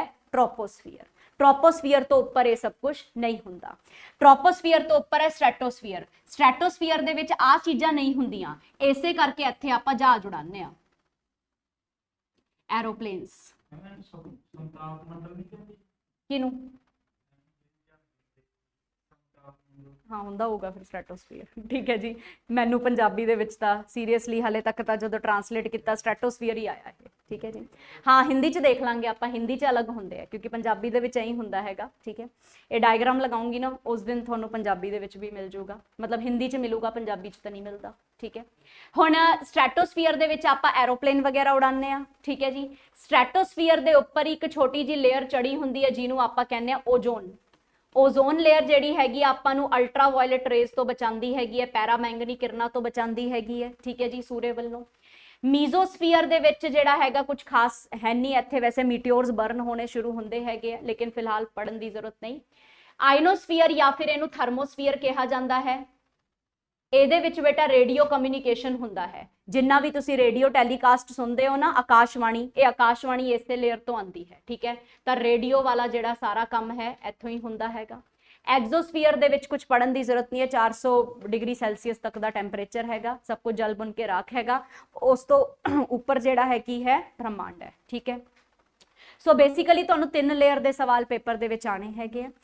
ट्रोपोस्फीयर जिस च क्लाइमेटिक कंडीशन होणगियां, स्ट्रैटोस्फीयर जिस च तुसी जहाज उड़ा सकते हो, ठीक है। ओजोन लेयर स्ट्रैटोस्फीयर दे विच हुंदी है, इहदा काम की हुंदा है, पैराबैंगनी किरणां तो बचाना, अल्ट्रावायलेट रेज तो बचाना, ठीक है जी। फिर आऊगा जी आइनोस्फीयर या थर्मोस्फीयर, जिथे की हुंदा हैगा रेडियो कम्यूनीकेशन हुंदा है। बहुत ही बेसिक जे सवाल आएंगे, ठीक है जी। फिर ही जी एग्जोस्फीयर, ठीक है। तो ये वाला डायग्राम तुसी नोट कर लो, ठीक है। कल दी क्लास दे विच तुहानू एक नवा डायग्राम दिखा दूंगी, स्पैशली हिंदी मीडियम च दिखा दूंगी, ठीक है जी। फिलहाल ठीक है, समझ आया इत्थों तक, नोट किया। हुण आ जिहड़ा एटमोसफीयर है ना बेटा, ये अपने उत्ते प्रैशर पांदा है। दुनिया ते कोई भी चीज़ है, पानी है, धरती है, आपां हैगे आ, चीज़ां रखियां ने इत्थे, सारे किते इस वायुमंडल का एक प्रैशर लगता है। ਤਾਂ ਵਾਯੂਮੰਡਲ ਦਾ ਜਿਹੜਾ ਪ੍ਰੈਸ਼ਰ ਹੁੰਦਾ ਹੈ ਨਾ, ਉਹਨੂੰ ਮਾਪਣ ਵਾਸਤੇ ਆਪਾਂ ਇੱਕ ਮਸ਼ੀਨ ਤਿਆਰ ਕੀਤੀ ਜਿਹਨੂੰ ਆਪਾਂ ਕਹਿੰਦੇ ਆ ਬੈਰੋਮੀਟਰ।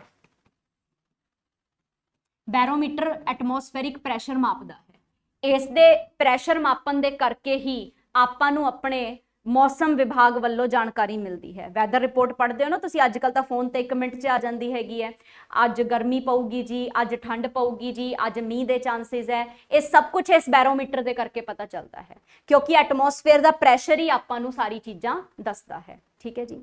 सो जरा देखिए आपां निगाह मारीए आखिर बैरोमीटर की चीज़ हैगी है। सो एटमोसफेरिक प्रैशर की है, ਜਿਹੜਾ ਵੀ फोर्स या वेट एटमोसफेयर अपने उत्ते लगांदा है, धरती ते लगांदा है, सरफेस ते लगांदा है, ਉਹਨੂੰ ਆਪਾਂ एटमोसफेरिक ਪ੍ਰੈਸ਼ਰ ਕਹਿੰਦੇ ਆ। ਇਹਨੂੰ ਮਾਪਣ ਵਾਸਤੇ ਆਪਾਂ बैरोमीटर ਦਾ ਇਸਤੇਮਾਲ ਕਰਦੇ ਆ। ਤਾਂ ਦੇਖੋ बैरोमीटर ਕੀ ਹੈਗਾ, ਆ ਦੇਖੋ, ਆ ਇਹਦੇ ਵਿੱਚ ਆਪਾਂ ਕੀ ਪਾਉਂਦੇ ਆ ਜੀ, ਮਰਕਰੀ ਪਾਉਂਦੇ ਆ, ਠੀਕ ਹੈ ਜੀ। ਮਰਕਰੀ ਰਾਈਜ਼ ਹੋਊਗੀ ਜਾਂ ਮਰਕਰੀ ਫਾਲ ਹੋਊਗੀ ਨਾ, ਉਹਦੇ ਤੋਂ ਹੀ ਆਪਾਂ ਨੂੰ ਚੀਜ਼ਾਂ ਦਾ ਬੋਧ ਹੋਏਗਾ, ਠੀਕ ਹੈ। ਨਾਓ ਹੁਣ ਮੰਨ ਲਓ ਜੀ ਇੱਥੇ एटमोसफेरिक प्रैशर लग रहा हैगा, ठीक है जी। तो ये मरकरी जिहड़ी हैगी है ना, उपर चढ़ेगी या थल्ले डिगेगी। आपां मरकरी क्यों इस्तेमाल किया, होर कोई क्यों नहीं किया? अगर तुसी देखो तो ब्लड प्रैशर मापण वाली मशीन जिन्हों स्फिग्मोमैनोमीटर कहने आ, ओहो थर्मोमीटर बुखार नापण वाली मशीन, इन्हां सारियां दे विच मरकरी पाई है, इहदे विच भी मरकरी पाई है। क्यों, कोई होर चीज़ लभी नहीं कि इन्हां नूं?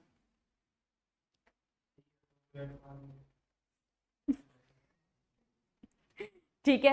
सो रीजन की है जी, ठीक है, मरकरी का फ्रीजिंग पॉइंट ज़्यादा है, ठीक है, लेकिन बहुत सारी यहो जी चीज़ां हैं जिन्हों का फ्रीजिंग पॉइंट घट या ज़्यादा हो सकता है। फिर भी आप मरकरी क्यों लिया, क्योंकि मरकरी मैटल है, मैटल किसी भी चीज़ नाल बहुत जल्दी रिएक्ट करता है, अग नाल, करंट नाल, हवा नाल, पानी नाल, बहुत छेती, ठीक है जी।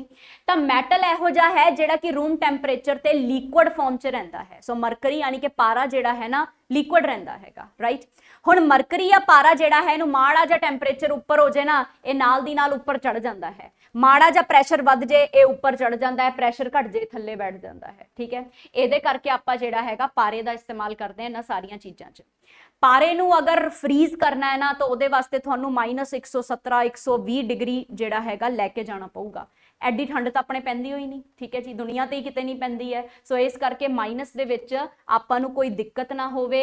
40 डिग्री टैंपरेचर, -40 डिग्री ते भी थर्मोमीटर्स वगैरह काम करते रहन, बैरोमीटर काम करता रहे। सो आपां इहदे च मरकरी पाने आ, ठीक है जी। हुण मरकरी जिहड़ा है एटमोसफेयर तो मरकरी जिहड़ा हैगा दे उत्ते प्रैशर पै रहा है, ये मरकरी हुण उपर जाऊगा या फिर थल्ले आऊगा, ठीक है जी। तो ਉਹਦੇ ਨਾਲ ਆਪਾਂ ਨੂੰ ਪਤਾ ਚੱਲੂਗਾ ਅੱਜ ਬਰਸਾਤ है, ਅੱਜ मौसम साफ है या ਅੱਜ आंधी तूफान आ रही है। ठीक है जी, समझ आया व्हाट इज बैरोमीटर। ठीक है, सो हुण देखो ਜਿਹੜੀ चीज़ ਤੁਹਾਨੂੰ पेपर च आऊगी। ठीक है, फिलहाल ਜਿਹੜਾ बैरोमीटर है ਉਹਨੂੰ इन्वेंट किने किया सी? टॉरिसेली ने। सो माड़ा जिहा ਇਹਦੇ बारे नोट कर लियो। ठीक है जी, एटमोसफेरिक प्रैशर इंक्रीज हुंदा है, सॉरी डिक्रीज हुंदा है अगर आपां अर्थ दी सरफेस तो ऊपर जाइए। ऑल्टीट्यूड मतलब हुंदा हाइट। आ जी धरती है, धरती दी सरफेस तो तुसी ऊपर जा रहे हो। ठीक है, सो तो धरती तो तुसी ऊपर वल नूं, आसमान वल नूं जा रहे हो तो प्रैशर घटेगा। वो कहते ना हवाई जहाज दे विच बैठते हो, ऊपर जाने पर हवा का दबाव कम हो जाएगा तो ऑक्सीजन मास्क अपने आप नीचे आ जाएंगे। वो हवा का दबाव इज एटमोसफेरिक प्रेशर। ठीक है जी, हुण इसे करके माउंटेन वगैरह ते खाना बनाना डिफिकल्ट है। ठीक है जी, तो असीं एक बार ना रोहतांग गए सीगे। रोहतांग दे विच बहुत ही ज़्यादा मतलब बर्फ पैंदी हैगी है। तो रोहतांग दे विच हुण सानूं लगी हुई सी भुख, ठंड च भुख भी ज़्यादा लगदी है। तो असीं कहा कि उत्थे मैगी वाला सीगा, मैगी बना रहा सीगा।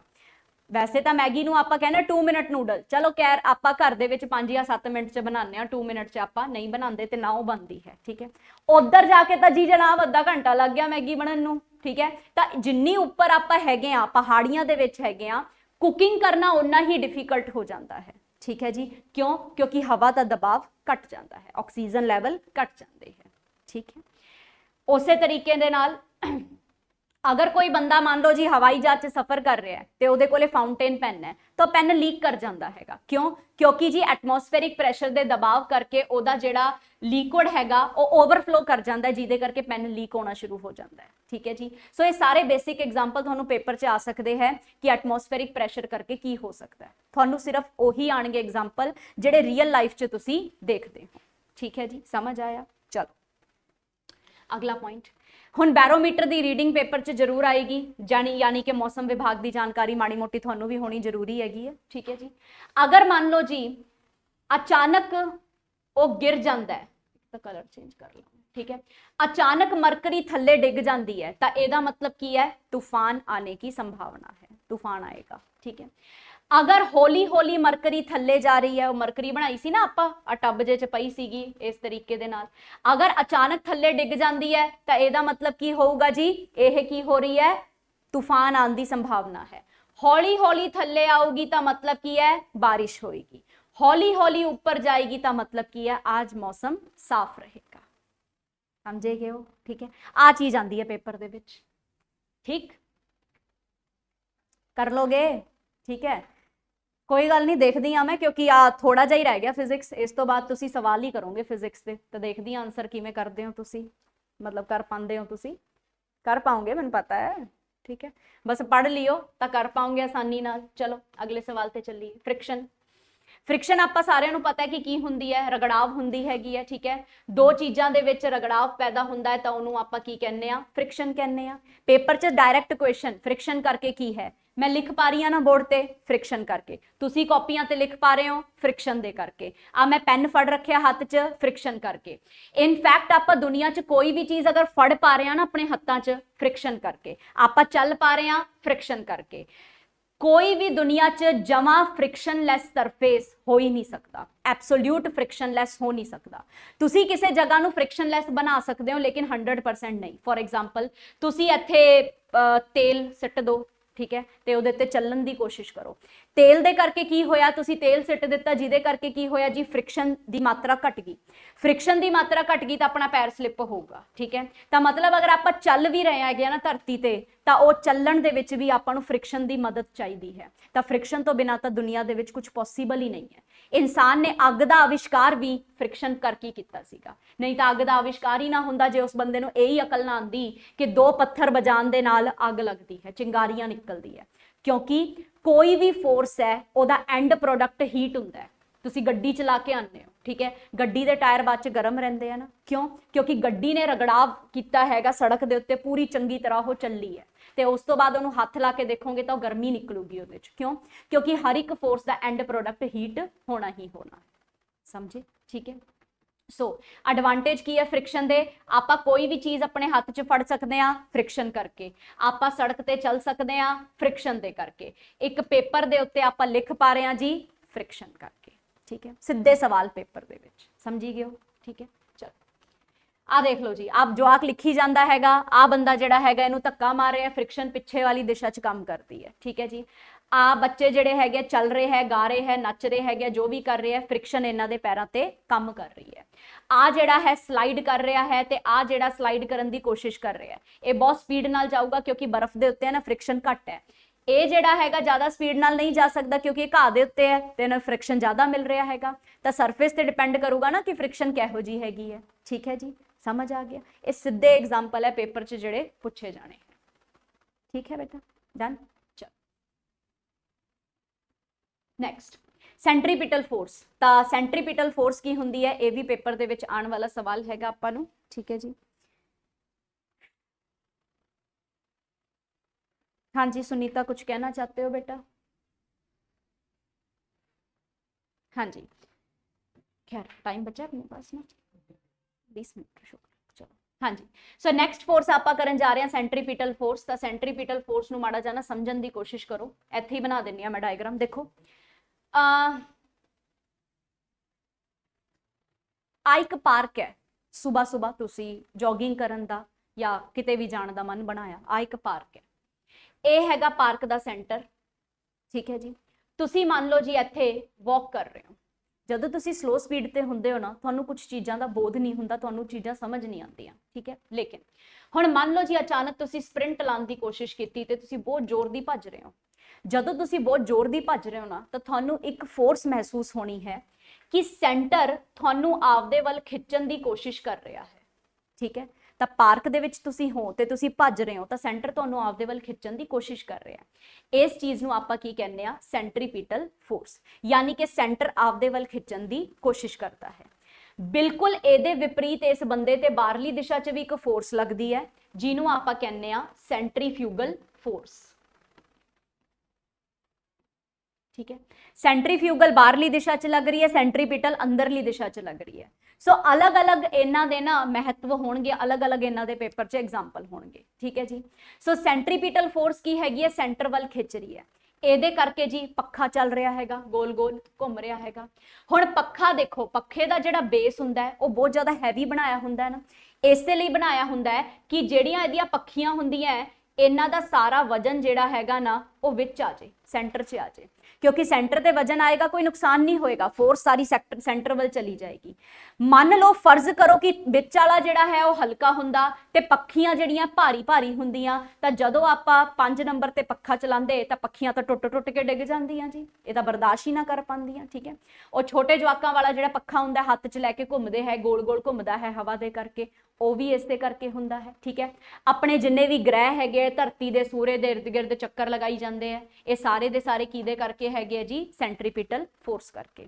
ਕਿਸੇ ਵੀ ਗੋਲ ਘੁੰਮਦੀ ਚੀਜ਼ 'ਚ ਸੈਂਟਰੀਪੀਟਲ ਫੋਰਸ ਨੇ ਕੰਮ ਕਰਨਾ ਹੀ ਕਰਨਾ ਹੈ, ਠੀਕ ਹੈ ਜੀ। ਸੋ ਇਹ ਹੁੰਦੀ ਹੈ ਸੈਂਟਰੀਪੀਟਲ ਫੋਰਸ। ਸੋ ਸੈਂਟਰੀਪੀਟਲ ਫੋਰਸ ਆ ਦੇਖ ਸਕਦੇ ਹੋ ਤੁਸੀਂ ਐਗਜ਼ਾਮਪਲ ਦੇ ਨਾਲ। ਆਕਾਰ ਹੈਗੀ ਹੈ ਬਾਈ ਜੀ, ਆਕਾਰ ਜਿਹੜੀ ਹੈ ਇਸ ਰੋਡ ਦੇ ਉੱਤੇ ਜਾ ਰਹੀ ਹੈ, ਬਿਲਕੁਲ ਮਤਲਬ ਜਿਹੜਾ ਹੈਗਾ ਰੋਡ ਹੈ ਇਹ, ਠੀਕ ਹੈ। ਹੁਣ ਕਾਰ ਤਾਂ ਅੱਗੇ ਨੂੰ ਜਾ ਰਹੀ ਹੈ, ਲੇਕਿਨ ਸੈਂਟਰੀਪੀਟਲ ਫੋਰਸ ਜਿਹੜੀ ਹੈਗੀ ਹੈ ਸੈਂਟਰ ਵੱਲ ਉਹਨੂੰ ਖਿੱਚਣ ਦੀ ਕੋਸ਼ਿਸ਼ ਕਰਦੀ ਹੈ। ਸੈਂਟਰੀਫਿਊਗਲ ਬਿਲਕੁਲ ਇਹਦੇ ਆਪੋਜ਼ਿਟ ਲੱਗਣੀ ਸ਼ੁਰੂ ਹੋ ਜਾਏਗੀ, ਠੀਕ ਹੈ ਜੀ।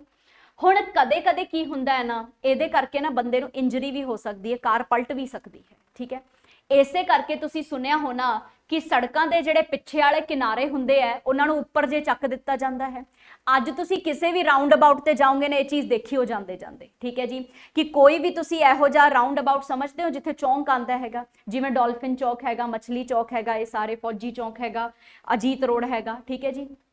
ਸੋ ਇਹਨਾਂ ਦੇ ਜਿਹੜੇ ਚੌਂਕ ਹੁੰਦੇ ਆ ਨਾ, ਜਦੋਂ ਬੰਦਾ ਇੱਧਰ ਹੁੰਦਾ ਹੈ, ਨਜ਼ਦੀਕ ਹੁੰਦਾ ਹੈ, ਫਿਰ ਤਾਂ ਕੋਈ ਗੱਲ ਨਹੀਂ। ਜੇ ਕੋਈ ਦੂਰ ਬੰਦਾ ਹੈ ਤੇ ਉਹ ਵੀ ਗੋਲ ਘੁੰਮਣ ਦੀ ਕੋਸ਼ਿਸ਼ ਕਰ ਰਿਹਾ ਨਾ, ਤਾਂ ਮਤਲਬ ਇਹ ਚਾਂਸਸ ਹੁੰਦੇ ਕਿ ਉਹਦੀ ਗੱਡੀ ਪਲਟ ਸਕਦੀ ਹੈ ਜਾਂ ਉਹਦੇ ਟਾਇਰ ਸਲਿੱਪ ਹੋ ਸਕਦੇ ਹੈ, ਜਿਹਦੇ ਕਰਕੇ ਪਿਛਲਾ ਵਾਲਾ ਪੋਰਸ਼ਨ ਜਿਹੜਾ ਹੈਗਾ ਨਾ ਉਹ ਤਾਂ ਨੂੰ ਚੱਕ ਦਿੱਤਾ ਜਾਂਦਾ ਹੈ, ਜਿਹਨੂੰ ਆਪਾਂ ਕਹਿੰਦੇ ਆ ਬੈਂਕਿੰਗ ਆਫ ਰੋਡਸ। ਸੜਕ ਦੀ ਜਿਹੜੀ ਹੈਗੀ ਹੈ ਨਾ ਕਿਨਾਰੀ ਉੱਪਰ ਚੱਕ ਦੇਣਾ, ਠੀਕ ਹੈ ਜੀ। ਇਹ ਇਸ ਵਾਸਤੇ ਚੱਕਦੇ ਆ ਤਾਂ ਕਿ ਜਿੰਨੀ ਪਰਿਆਪਤ ਸੈਂਟਰੀਪੀਟਲ ਫੋਰਸ ਇਸ ਨੂੰ ਚਾਹੀਦੀ ਹੈ ਉਹਨੂੰ ਮਿਲਦੀ ਰਹੇ। ਅਗਰ ਜ਼ਬਰਦਸਤੀ ਫੋਰਸ ਖਿੱਚਣ ਦੀ ਕੋਸ਼ਿਸ਼ ਕਰੂਗੀ ਤਾਂ ਉਹ ਡਿੱਗ ਸਕਦਾ ਹੈ। ਇਸੇ ਲਈ ਆਪਣੇ ਆਪ ਹੀ ਆਪਾਂ ਸੜਕ ਨੂੰ ਇਸ ਤਰੀਕੇ ਦਾ ਬਣਾ ਦਿੰਨੇ ਆ ਜਿਹਦੇ ਕਰਕੇ ਉਹ ਵਿੱਚ ਨਹੀਂ ਡਿੱਗ ਪਾਉਂਦਾ, ਠੀਕ ਹੈ। ਸੋ ਸੈਂਟਰੀਪੀਟਲ ਫੋਰਸ ਦਾ ਨਾ ਇੱਕ ਜਿਹੜਾ ਹੈ ਤੁਸੀਂ ਐਗਜ਼ਾਮਪਲ ਦੇਖੋ, ਆ ਦੇਖੋ ਇਹ ਸੈਂਟਰੀਪੀਟਲ ਫੋਰਸ ਹੈ। ਇਹ ਬੰਦਾ ਕੀ ਕਰ ਰਿਹਾ ਹੈਗਾ, ਇੱਕ ਜਿਹੜੀ ਬਾਲ ਹੈਗੀ ਹੈ ਉਹਨੂੰ ਇਸ ਤਰੀਕੇ ਨਾਲ ਸਪਿਨ ਕਰ ਰਿਹਾ ਹੈ, ਸੈਂਟਰੀਪੀਟਲ ਫੋਰਸ ਹੈ। ਸੈਂਟਰ ਵਾਲੇ ਨੂੰ ਫੋਰਸ ਮਹਿਸੂਸ ਹੋਏਗੀ, ਆ ਜਿਹੜਾ ਖੜਾ ਹੈ, ਠੀਕ ਹੈ ਜੀ। ਇਸ ਗੱਡੀ ਤੇ ਸੈਂਟਰੀਪੀਟਲ ਲੱਗ ਰਹੀ ਹੈ। ਧਰਤੀ ਚੰद्रमा ਦੇ ਸੂਰਜ ਦੇ ਇਰਦ ਗਿਰਦ ਚੱਕਰ ਕੱਟ ਰਹੀ ਹੈ, ਸੈਂਟਰੀਪੀਟਲ ਫੋਰਸ ਹੈਗੀ ਹੈ, ਠੀਕ ਹੈ। ਆ ਬੱਚੇ ਜਿਹੜੇ ਹੈਗੇ ਆ ਇਹ ਰਾਉਂਡ ਅਬਾਊਟ ਦੇ ਵਿੱਚ ਜਾ ਰਹੇ ਹੈ। ਉਹ ਨਹੀਂ ਹੁੰਦੀ ਚੰਡੋਲ, ਝੂਲੇ ਦੇ ਉੱਤੇ ਆਪਾਂ ਬੈਠੇ ਹੈਗੇ ਆ, ਠੀਕ ਹੈ ਜੀ। ਸੋ ਉਹ ਝੂਲੇ ਦੇ ਉੱਤੇ ਜਿਹੜਾ ਤੁਸੀਂ ਬੈਠੇ ਹੋ ਉਹ ਵੀ ਕੀ ਹੈਗੀ ਹੈ, ਸੈਂਟਰੀਪੀਟਲ ਫੋਰਸ ਹੈ। ਸੈਂਟਰੀਪੀਟਲ ਫੋਰਸ ਨਾਲ ਆਪਾਂ ਘਿਰੇ ਪਏ ਆਪਣੀ ਦੁਨੀਆ 'ਚ, ਗੋਲ ਘੁੰਮਦੀ ਚੀਜ਼ਾਂ 'ਚ ਸੈਂਟਰੀਪੀਟਲ ਲੱਗੇਗਾ, ਠੀਕ ਹੈ। ਨੈਕਸਟ ਪੁਆਇੰਟ ਦੇਖੋ, ਹਾਂ ਦੂਸਰੀ ਹੁੰਦੀ ਹੈ ਸੈਂਟਰੀਫਿਊਗਲ। ਸੈਂਟਰੀਫਿਊਗਲ ਫੋਰਸ ਕਿਹੜੀ ਹੁੰਦੀ ਹੈ, ਜਿਹੜੀ ਆਪੋਜ਼ਿਟ ਦਿਸ਼ਾ ਦੇ ਵਿੱਚ ਲੱਗੇਗੀ, ਠੀਕ ਹੈ। ਜਿਵੇਂ ਕਿ ਆਪਾਂ ਦੇਖਿਆ ਸੈਂਟਰੀਫਿਊਗਲ ਫੋਰਸ ਜਿਹੜੀ ਹੈ ਆਪੋਜ਼ਿਟ ਦਿਸ਼ਾ 'ਚ ਕੰਮ ਕਰਦੀ ਹੈ, ਜਿਹਦੇ ਕਰਕੇ ਸੈਂਟਰੀਪੀਟਲ ਘਟ ਜਾਂਦੀ ਹੈ। ਜੇ ਸੈਂਟਰੀਪੀਟਲ ਘਟੇਗੀ ਤਾਂ ਧੱਕਾ ਲੱਗੂਗਾ, ਧੱਕਾ ਲੱਗੂਗਾ ਤਾਂ ਬੰਦਾ ਜਿਹੜਾ ਹੈ ਉਹਦੇ ਵੱਲ ਗਿਰ ਵੀ ਸਕਦਾ ਹੈ, ਐਕਸੀਡੈਂਟ ਹੋ ਸਕਦਾ ਹੈ। ਇਹਦੇ ਕਰਕੇ ਕੀ ਕੀਤਾ ਜਾਂਦਾ ਹੈ, ਰੋਡ ਦੀ ਬੈਂਕਿੰਗ ਕੀਤੀ ਜਾਂਦੀ ਹੈ, ਠੀਕ ਹੈ, ਸੜਕਾਂ ਦੀ ਬੈਂਕਿੰਗ ਕਹਿ ਸਕਦੇ ਹੋ। ਵਾਸ਼ਿੰਗ ਮਸ਼ੀਨ, ਡਰਾਇਰ ਵਗੈरह, क्रीम सैपरेटर यानी कि मक्खन मलाई कढ़नी हैगी है, तुसी मिक्सर जूसर ग्राइंडर का इस्तेमाल करना है, तुसी लस्सी बनानी है, चटनी बनानी है, ये सारिया चीज़ां मसाले पीसने हैं, सेंट्रीफ्यूगल दे करके हो रहा है, ठीक है। कुछ सेंट्रीपिटल दे एग्जाम्पल याद रखो, कुछ सेंट्रीफ्यूगल दे। सेंट्रीफ्यूगल दे आ वाले एग्जाम्पल याद रख लो, वॉशिंग मशीन इस सिद्धांत ते चल रही है, मिक्सर जूसर ग्राइंडर इस सिद्धांत ते चल रहा हैगा, बैंकिंग हुई है, सड़कों की आपां बैंकिंग की हैगी आ, वो हो गया जी, ठीक है जी। ते सैंट्रीपिटल दे एग्जाम्पल, पंखा चल रहा है, सूर्य चंद्रमा इर्द गिर्द चक्कर लगाई जाते हैगे है, ये सारे एग्जाम्पल, ठीक है जी। समझ आया। नाउ आ देख लो, दोबारा रिपीट हो गया था पॉइंट है ना, आ सीगा, आ देखो ये जो मैं थोनों दिखाना चाहती सी, आ देखो जदों यह सड़क गोल जा रही है, ठीक है, ਤਾਂ ਇੱਧਰ ਵਾਲੇ ਬੰਦੇ ਨੂੰ ਤਾਂ ਕੋਈ ਦਿੱਕਤ ਨਹੀਂ, ਕਿਉਂਕਿ ਇਹਨੂੰ ਤਾਂ ਸੈਂਟਰ ਤੋਂ ਜਿਹੜੀ ਸੈਂਟਰੀਪੀਟਲ ਫੋਰਸ ਹੈ ਉਹ ਪਰਿਆਪਤ ਮਾਤਰਾ 'ਚ ਮਿਲ ਰਹੀ ਹੈ। ਲੇਕਿਨ ਜਿਹੜਾ ਬੰਦਾ ਜਿੰਨਾ ਦੂਰ ਹੈ ਨਾ ਉਹਨੂੰ ਸੈਂਟਰੀਫਿਊਗਲ ਪੁੱਠੇ ਪਾਸੇ ਖਿੱਚਣ ਦੀ ਕੋਸ਼ਿਸ਼ ਕਰੂਗੀ, ਜਿਹਦੇ ਕਰਕੇ ਕੀ ਹੋ ਜਾਂਦਾ ਹੈਗਾ, ਬੰਦਾ ਡਿੱਗ ਵੀ ਸਕਦਾ ਹੈਗਾ, ਠੀਕ ਹੈ ਜੀ। ਤਾਂ ਬੰਦੇ ਦੀ ਗੱਡੀ ਪਲਟ ਸਕਦੀ ਹੈ ਜਾਂ ਬੰਦੇ ਦੀ ਗੱਡੀ ਸਲਿੱਪ ਕਰ ਸਕਦੀ ਹੈ। ਸੋ ਇਸੇ ਲਈ ਆਹ ਵਾਲੀ ਸੜਕ ਉੱਚੀ ਚੱਕ ਦਿੱਤੀ ਜਾਂਦੀ ਹੈ ਤਾਂ ਕਿ ਜਿਹੜੀ ਸੈਂਟਰੀਫਿਊਗਲ ਫੋਰਸ ਉਹਨੂੰ ਖਿੱਚ ਰਹੀ ਸੀ ਉਸ ਤੋਂ ਵੱਧ ਸੈਂਟਰੀਪੀਟਲ ਫੋਰਸ ਇਸ ਗੱਡੀ ਨੂੰ ਇਧਰਲੇ ਪਾਸੇ ਮਿਲ ਜੇ, ਠੀਕ ਹੈ ਜੀ। ਸੋ ਇਸ ਲਈ ਜਿਹੜਾ ਹੈਗਾ ਬੈਂਕਿੰਗ ਕੀਤੀ ਜਾਂਦੀ ਹੈ, ਠੀਕ ਹੈ ਜੀ। ਤੁਹਾਨੂੰ ਡਿਟੇਲ ਐਕਸਪਲੇਨੇਸ਼ਨ ਤਾਂ ਕਿਸੇ ਨੇ ਨਹੀਂ ਪੁੱਛਣੀ, ਲੇਕਿਨ ਪੇਪਰ 'ਚ ਇਹ ਸਵਾਲ ਜ਼ਰੂਰ ਆਏਗਾ ਕਿ ਆਪਾਂ ਸੜਕਾਂ ਨੂੰ ਉੱਪਰ ਕਿਨਾਰੀ ਉੱਪਰ ਚੱਕਦੇ ਹਾਂ, ਬੈਂਕਿੰਗ ਕਰਦੇ ਹਾਂ ਆਪਾਂ ਰੋਡਸ ਦੀ, ਕਿਉਂ ਕਰਦੇ ਹਾਂ? ਤੁਸੀਂ ਸਿੰਪਲ ਆਨਸਰ ਟਿਕ ਕਰਕੇ ਆਣਾ, ਸੈਂਟਰੀਫਿਊਗਲ ਫੋਰਸ ਦੇ ਕਰਕੇ, ਠੀਕ ਹੈ ਜੀ। ਸਮਝ ਆ ਗਿਆ। ਨੈਕਸਟ ਪੁਆਇੰਟ ਆ ਦੇਖੋ, ਇਹਦਾ ਤੁਸੀਂ ਦੇਖ ਸਕਦੇ ਹੋ ਐਂਗਲ ਵੈਂਗਲ ਜਿਹੜੇ ਵੀ ਹੈਗੇ ਆ, ਠੀਕ ਹੈ, ਯਾਦ ਕਰਨ ਦੀ ਜ਼ਰੂਰਤ ਨਹੀਂ ਹੈ। ਇੱਕ ਸੜਕ ਆਪਣੀ ਐਵੇਂ ਜਾ ਰਹੀ ਹੈ ਤੇ ਇਹਨੂੰ ਆਪਾਂ ਨੂੰ ਐਵੇਂ ਚੱਕਣਾ ਪੈ ਰਿਹਾ ਤਾਂ ਕਿ ਉਸ ਬੰਦੇ ਨੂੰ ਜਿਹੜਾ ਹੈਗਾ ਇੱਕ ਸਪੋਰਟ ਮਿਲ ਜੇ, ਗੱਡੀ ਨੂੰ ਸਪੋਰਟ ਮਿਲ ਜੇ, ਠੀਕ ਹੈ। ਸਮਝ ਆਇਆ ਇੱਥੋਂ ਤੱਕ, ਠੀਕ ਹੈ ਜੀ। ਸੋ ਨੈਕਸਟ ਕੰਸੈਪਟ ਆਪਣਾ ਬੋਇੰਸੀ ਦਾ ਕੰਸੈਪਟ ਹੈਗਾ। ਬੋਇੰਸੀ ਕੀ ਕਹਿੰਦੀ ਹੈਗੀ ਹੈ, ਟਾਈਮ ਹੈ ਆਪਣੇ ਕੋਲੇ ਹਲੇ, ਫੇਰ ਹੀ ਸ਼ੁਰੂ ਕਰੀਏ ਆਪਾਂ, ਠੀਕ ਹੈ। ਹਾਂਜੀ, ਬੋਇੰਸੀ ਕੀ ਕਹਿੰਦੀ ਹੈ ਕਿ ਕੋਈ ਵੀ ਚੀਜ਼ ਹੈ, ਮੰਨ ਲਓ ਜੀ ਆ ਪਾਣੀ ਦਾ ਪਤੀਲਾ ਹੈਗਾ, ਠੀਕ ਹੈ ਜੀ, ਇਸ ਪਤੀਲੇ ਦੇ ਵਿੱਚ ਤੁਸੀਂ ਕੋਈ ਵੀ ਚੀਜ਼ ਸਿੱਟਤੀ, ਠੀਕ ਹੈ, ਉਹ ਚੀਜ਼ ਜਾਂ ਤਾਂ ਬੇਟਾ ਡੁੱਬ ਜਾਏਗੀ ਜਾਂ ਤੈਰ ਜਾਏਗੀ, ਠੀਕ ਹੈ। ਅਗਰ ਉਹਦਾ ਘਨत्व ਪਾਣੀ ਨਾਲੋਂ ਘੱਟ ਹੋਊਗਾ ਤਾਂ ਉਹ ਤੈਰੇਗੀ, ਜੇ ਜ਼ਿਆਦਾ ਹੋਏਗਾ ਤਾਂ ਡੁੱਬੇਗੀ, ਸਿੱਧੀ ਜੀ ਗੱਲ ਹੈ। ਹੁਣ ਚਾਹੇ ਉਹ ਚੀਜ਼ ਪਾਣੀ 'ਚ ਡੁੱਬ ਜਾਂਦੀ ਹੈ, ਚਾਹੇ ਉਹ ਪਾਣੀ ਦੇ ਉੱਤੇ ਤੈਰਦੀ ਹੈ, ਹਮੇਸ਼ਾ ਕੋਈ ਵੀ ਲਿਕੁਇਡ ਉੱਪਰ ਵੱਲ ਜਿਹੜੀ ਫੋਰਸ ਲਗਾਉਂਦਾ ਹੈ ਉਸ ਆਬਜੈਕਟ ਦੇ ਉੱਤੇ, ਉਹਨੂੰ ਆਪਾਂ ਕੀ ਕਹਿੰਦੇ ਆ, ਬੋਇੰਸੀ ਫੋਰਸ, ਠੀਕ ਹੈ ਜੀ। ਸੋ ਬੋਇੰਸੀ ਮੀਨਸ ਉਭਾਰ, ਠੀਕ ਹੈ, ਇੱਧਰ ਉਭਾਰ ਲਿਖਿਆ ਹੋਇਆ ਹੈ। ਉਭਾਰ ਦੀ ਜਿਹੜੀ ਫੋਰਸ ਹੁੰਦੀ ਹੈ ਉਹ ਕਿਵੇਂ ਕੰਮ ਕਰਦੀ ਹੈ, ਦੇਖੋ ਆ ਦੇਖੋ, ਇਹ ਜਿਹੜਾ ਪੈਰਾਸ਼ੂਟ ਦੇ ਵਿੱਚ ਹੈਗਾ ਬੰਦਾ, ਠੀਕ ਹੈ, ਪੈਰਾਸ਼ੂਟ ਨੂੰ ਵੀ ਜਿਹੜਾ ਹੈਗਾ ਉੱਪਰਲੇ ਪਾਸੇ ਜਾ ਰਿਹਾ ਹੈਗਾ ਨਾ, ਕਿਉਂ? ਕਿਉਂਕਿ ਹਵਾ ਵਾਲੇ ਨੂੰ ਉੱਪਰਲੇ ਪਾਸੇ ਜਿਹੜਾ ਹੈਗਾ ਫੋਰਸ ਲੱਗ ਰਹੀ ਹੈ। ਬੰਦਾ ਇਹਦੇ ਅੰਦਰ ਬੈਠਾ ਹੈ, ਬੰਦੇ ਦੇ ਵਿੱਚ ਕੁਝ ਵਜਨ ਹੈ, ਬੰਦਾ ਥੱਲੇ ਨੂੰ ਫੋਰਸ ਲਗਾ ਰਿਹਾ ਹੈ, ਲੇਕਿਨ ਹਵਾ ਇਹਨੂੰ ਉੱਪਰ ਨੂੰ ਫੋਰਸ ਲਗਾ ਰਹੀ ਹੈ। ਤਾਂ ਜਿਹੜਾ ਹੌਟ 에ਅਰ ਬੈਲੂਨ ਉੱਪਰ ਜਾ ਰਿਹਾ ਹੈ ਉਹ ਕਿਸ ਦੇ ਕਰਕੇ ਜਾ ਰਿਹਾ ਹੈਗਾ, ਇਸ ਬੋਇੰਸੀ ਕਰਕੇ। ਸਿੱਧੇ ਐਗਜ਼ਾਮਪਲ ਪੇਪਰ 'ਚ ਸ਼ਿਪ ਜਿਹੜਾ ਹੈਗਾ ਚੱਲ ਰਿਹਾ ਹੈਗਾ, ਹੁਣ ਸ਼ਿਪ ਕਿੰਨਾ ਭਾਰੀ ਭਰਕਮ ਹੁੰਦਾ ਹੈ, ਇਹ ਪਾਣੀ ਦੇ ਅੰਦਰ ਫੋਰਸ ਲਗਾ ਰਿਹਾ ਹੈ। ਮੰਨ ਲਓ ਜੀ 500 ਟਨ ਦਾ ਹੈਗਾ, ਇਹ 500 ਟਨ ਦੀ ਫੋਰਸ ਇਹ ਪਾਣੀ ਨੂੰ ਲਗਾ ਰਿਹਾ ਹੈ। ਪਾਣੀ ਵੀ 500 ਟਨ ਵਿਪਰੀਤ ਦਿਸ਼ਾ ਦੇ ਵਿੱਚ ਲਗਾਏਗਾ, ठीक है जी। तो इनू आपां की कहने हैगे आ बुयांसी। ठीक है जी। तो कोई भी चीज़ के उत्ते अगर इनू सिंपल तरीके नाल देखा जाए तो एक्शन रिएक्शन वाली गल होगी ना, कि जिन्नी फोर्स पानी दे विच तुसी लगाई है उन्नी पानी वालों उपर दे पासे लग रही है तो हवा वाल। बस फर्क सिर्फ की रह गया कि बुयांसी जिहड़ा है लिक्विड दे विच ते गैसेस दे विच देख पा रहे हो। ठीक है। न्यूटन का जिहड़ा तीसरा लॉ सीगा वो सारियां च देख पा रहे सी, सॉलिड च, लिक्विड च, गैस च। ठीक है जी। गल तो उही है, समझ आ गई। ठीक है। नाउ बुयांसी जिहड़ी है माड़ा जिहा देख लो इनू। बुयांसी वो फोर्स हैगी है जिहड़ी किसी ऑब्जेक्ट ते लगदी है जदों उहनूं आपां किसी फ्लूइड दे विच पाने हैगे आ। ठीक है जी। अगर जिन्ने भी ऑब्जेक्ट्स होणगे उन्हां नूं बुयांसी फोर्स लगूगी अगर उन्हां नूं आपां फ्लूइड दे विच पाया हैगा तां। ठीक है जी। डिपेंड करदा है फ्लूइड दी डेंसिटी दे उत्ते। ठीक है। जिहड़ा खारा पानी हुंदा है वो ज़्यादा बुयांसी दिंदा हैगा, जिहड़ा हल्का पानी हुंदा है जिस च खार घट हुंदी है जिवें नदियां दा पानी, ਉਹਦੇ ਵਿੱਚ ਕੀ ਹੁੰਦੀ है बुयांसी घट ਹੁੰਦੀ है। ठीक है जी। सो खारे पानी च बुयांसी ज़्यादा ਹੁੰਦੀ है। सो डेंसिटी का कंसैप्ट जिहड़ा हैगा बहुत ही सिंपल कंसैप्ट है, तुसी समझण दी माड़ी जी कोशिश करो। कोई भी ऑब्जेक्ट है दुनिया दे विच, ठीक है, ਇਹਦੀ ਜਿਹੜੀ डेंसिटी है वो की ਹੁੰਦੀ है मास पर यूनिट वॉल्यूम। ठीक है। मास पर यूनिट वॉल्यूम का मतलब की हुंदा है पहला तो यह समझ लो। ठीक है जी। इनू आपां घनत्व कह दिंने आ, घनत्व। ठीक है जी। ठीक है। चलो सो मास पर यूनिट वॉल्यूम की है, मान लो जी आ ऑब्जेक्ट है कोई। ठीक है जी। इस ऑब्जेक्ट का कोई ना कोई वॉल्यूम होएगा, तुसी वॉल्यूम कढ़ देओगे मैथ दे विच, लेकिन शायद कांस्टेबल के पेपर च तुहानू एडवांस मैथ नहीं आता है ना, लेकिन 10वीं तक तो पढ़िया होना ना कि किसी भी स्केयर है या क्यूबॉइड है ओदी लेंथ ब्रैथ हाइट जिहड़ी है ओदा वॉल्यूम दसदी है। ठीक है। तो स्केयर दे विच length into breadth into height, cuboid दे विच LB plus BH plus LH दा होल ट्वाइस करते सी आपां। ठीक है। सो कहण दा मतलब की है कि किसी भी चीज़ का अगर तुसी वॉल्यूम कढ़ना है तो ਉਹਦੇ वास्ते लेंथ ब्रैथ ते हाइट का होना जरूरी है। ठीक है जी। हुण ये डब्बे दे विच जिन्ना भी वॉल्यूम है इस वॉल्यूम दे विच एक्चुअल मास कितना है वो बताएगा उसदी डेंसिटी। ठीक है जी। डब्बे नूं छड्डो, मान लो आपां एक चट्टान की गल करिए, तुहानूं हुण ज़्यादा सही समझ आऊगा। ये चट्टान है। ठीक है। आपां नूं किसी ने दस पाई कि इस चट्टान दे विच ना अलूमीनियम बहुत है, यानी कि एक बक्साइट दी चट्टान है ते बक्साइट दे विचों की मिलेगा आपां नूं अलूमीनियम मिलेगा। ठीक है जी। हुण इस पूरी चट्टान दे विच जिन्ना भी वॉल्यूम है ऊपर तो लैके थल्ले तक ये सारा वॉल्यूम भरिया हुआ है, लेकिन इस volume they which actually bauxite कित्थे है, बक्साइट दी मात्रा किन्नी है वो दसेगा उहदा घनत्व। ठीक है जी। तो मतलब अगर इस चट्टान दे विच कल्ले इन्ने पोर्शन च बक्साइट है तो इन्ना किहदा घनत्व हो जाऊगा, यानी कि इन्नी एक्चुअल दे विच मास हैगी है, पूरा इहदा की सीगा वॉल्यूम सीगा। ठीक है जी। तो मास पर यूनिट वॉल्यूम घनत्व आ गया। दूजी चट्टान देख लो, इहदे च मान लो जी सारी मिट्टी ही मिट्टी हैगी है, कल्ली इन्ने जे पोर्शन दे विच जिहड़ी हैगी है अलूमीनियम पाई जाती है, तो सीधी जी गल है जी इहदा मास घट है इहदे नालों। ठीक है जी। तो इहदा घनत्व भी इहदे नालों घट होऊगा। ठीक है जी। सो ये हुंदी है डेंसिटी, कि अपना जिहड़ा मास हैगा किसी भी चीज़ का जिहड़ा मास है वो एक्चुअली दे विच दसदा हैगा कि उस वॉल्यूम दे विच ओह किन्नी क मात्रा च प्रेजेंट है।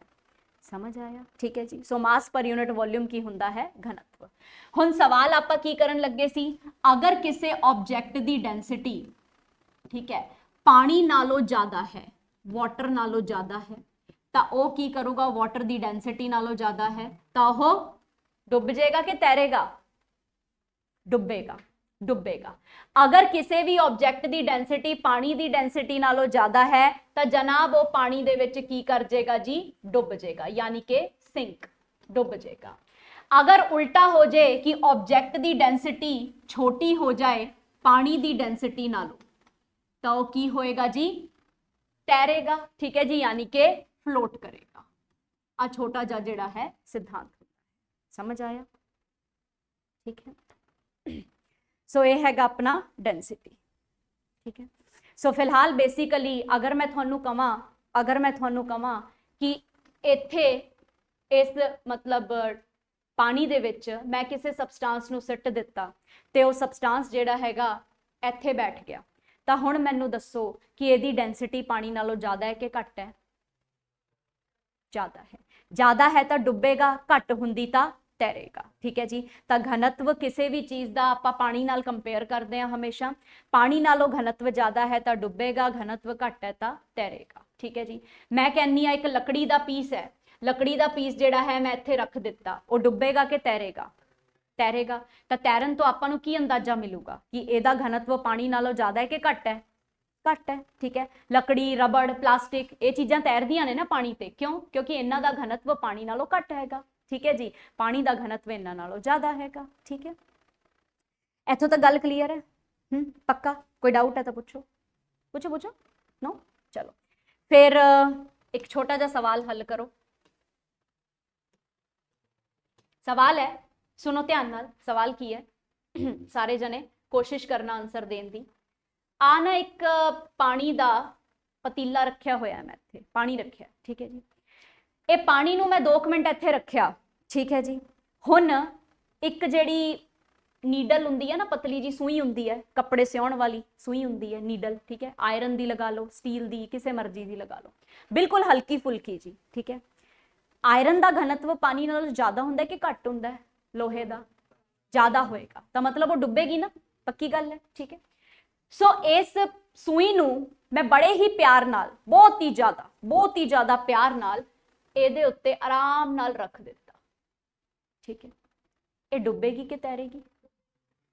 ये तैरेगी, ये तैरेगी, ये डुबेगी नहीं, ये तैरेगी।